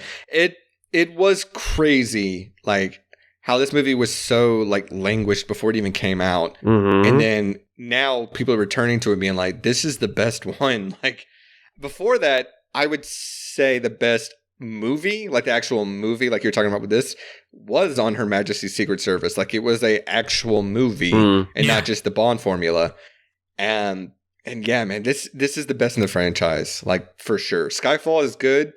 This one beats it. because it is like a full movie. Like it's a great spy movie. It's a great origin movie, great action movie, great Bond movie. And Daniel Craig is, for the longest time, people were like, oh, your Bond is the one you grew up with. And that's what everyone does. And Pierce Brosnan was my Bond. And for a lot of reasons still is. But Daniel Craig is like, it's the unconventional choice, really. But he is like the best. Maybe it's because he's got the best scripts and the best movies, really. And he's only done 4 of these. Well, I guess 5 now. And technically, he's played Bond the longest. Even though Roger Moore has more movies, he has been Bond in the terms of the duration of him being that character the longest. So it's crazy. Like Roger Moore turned out like 10 movies in 10 years. Right. And this is now 15 years old, the first one for Craig. So I do hope whether No Time to Die is his truly last one. I just hope he looks fondly back on his career because, like, Connery was kind of a grumpy old man anyways and didn't really give a shit. Roger Moore was over it by the time he hit, his older age. And Brosnan, sadly, is like, I still want to do it. So yeah. Oh, by the way, Craig looks back fondly on speaking this. positively of our good friend, the Mr. Pierce Brosnan, I've just heard, literally last night, Mally and I were hearing that he's awesome in Black Adam as Dr. Fate. All right. So our friends are working on it, and they were like, dude, Pierce Brosnan's like killing it. He's going to be awesome. I'm so excited to see that. Yeah. He's also in this new... False Positive. Yeah, in the new A24 movie, False Positive. Yeah, that looks interesting. It looks really good. Yeah. I mean, he's got the beard back in that one, right? Yeah. Hell yeah. Yeah. And, I thought he was great in The Foreigner. I don't know if you guys saw that one with Jackie Chan. He's getting another Martin Campbell movie, right? Yes. Yeah. And man, that's a beast of a movie if you haven't seen it. It's great. Of course, Pierce Brosnan getting to do his Irish accent. It's fantastic. Yes. And past movie we've done too, Remember Me, if you really want to get into shit with Pierce Brosnan. So that's all I have. Again, just reiterating, I do love me a secret 9/11 movie. Yeah, this movie, Le Chiffre made a lot of money off the end of that movie. Oh yeah, this is technically a secret 9/11 movie. Oh my god, same universe. All right, well that's all I've got for what if the show. next Fast and Furious movie is them going back in time to stop 9/11? I mean, they go to space in this new one, don't they? So the sky's the limit. Fucking spoilers, Dustin, damn. Yeah. I mean, I haven't seen it. I'm just guessing. So, well, thank you everyone for listening. I'm going to skip the most of the podcast wrap-up stuff of the subscribe rate and all that good stuff since this is the crossover. Sure. But I will say, please, if you haven't already, subscribe to both of our shows, to Utah's 0607, which if you're hearing it on that feed, fantastic. And if not, come join us over on the Silver Linings playlist. Just subscribe there as well. And vice versa. If you're here and you had no idea about 0607, go check that out. That's a fantastic... Really, if you want to get into the weeds of like the details and like the behind the scenes and the production of all that stuff, some of those great movies from 0607. And if you want to hear how I incorporate the Fast and Furious franchise into the movie 300, we covered that. That 300 episode was the most fun I think we had. We're like, let's talk about technical stuff for about 15 to 20 minutes about the movie, and then let's just like make fun of the movie for an hour. I mean, Utah, you guys have talked about Children and Men. You've talked about The Bourne Identity. You've talked about a bunch of great movies out there on that show. You don't have to tell me the title of it specifically, but is there one that's coming up that like you're saving? Like you're like, this is like a big one. Dude, there's a couple of them, honestly. There's a couple of big ones. Okay. There's some real big ones that I actually I think I talked to Dan today, actually, Mally, and I haven't texted you yet, but there's a movie that's a big one. It was an Oscar winning for cinematography and other things, best actor thing that is one of my favorite movies of all time that I think we should do next weekend if you have the time. Cool. Copy that, sir. Can't wait to find out what it is. Yeah. But there's some good ones. And also, I actually am really excited to get into, there's a lot of really bad movies that we haven't touched on a lot of them, and there's a lot of really bad superhero movies to talk about. There are. And weirdly, a lot of threequels in those 2 years. Like, there's like X-Men: The Last Stand. Oh shit! And there's Spider-Man 3. Spider-Man 3, and then there's like Superman Returns and Pirates 2 and 3. Oof. And so we got stuff to talk about in that realm. And I mean, we got also the Wicker have, Man. I mean, probably hands down the best movie of 0607, Walk Hard, the Dewey Cox story. Yes. I mean, that's going to be by far that'll be our biggest episode. Oh my god, that is an overlooked fucking gem. Yeah, that is amazing. That is a me and Utah were talking about this last night. How it's very hard to make a good rock biopic now because Walk Hard just deconstructed that whole genre. What's legitimately a good movie as well. And that's the funny thing about it is I was like, oh yeah, Bohemian Rhapsody. You can't make Bohemian Rhapsody, guys. And no. There were so many scenes in Bohemian Rhapsody where I cackled because I was like, they're doing Walk Hard. They're doing Walk Hard right now with Freddie Mercury. Yep. It was the same thing I felt when the Stephen Sommers G.I. Joe movie came out, like the year after Team America, and hit the same beats throughout the entire film.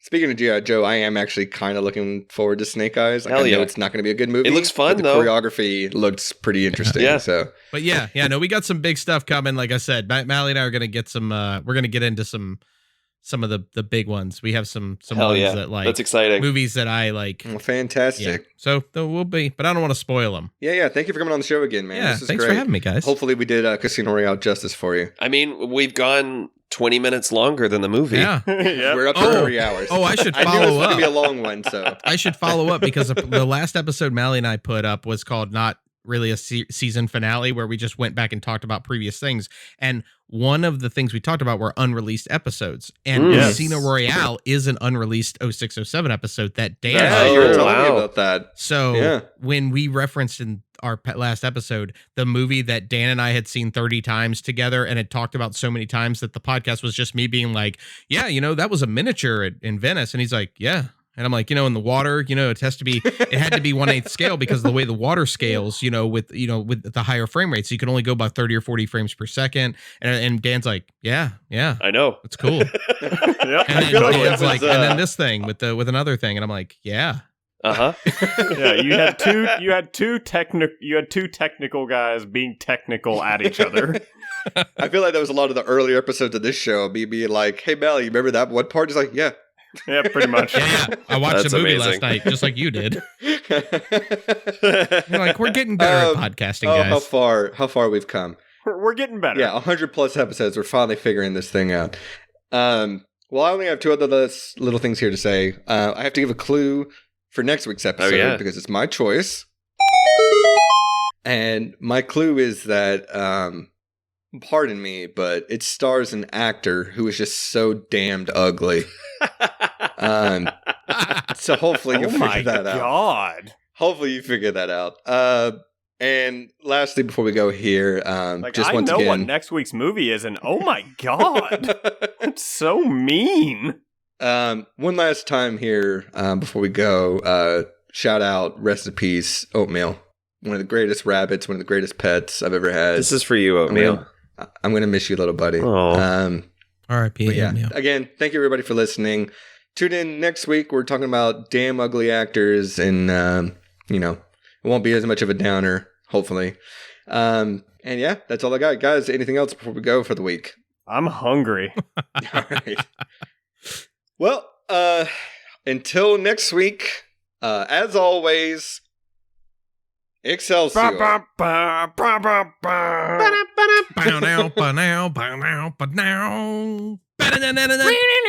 If you take life. Excelsior! Excelsior! Excelsior! Excelsior! Look it up.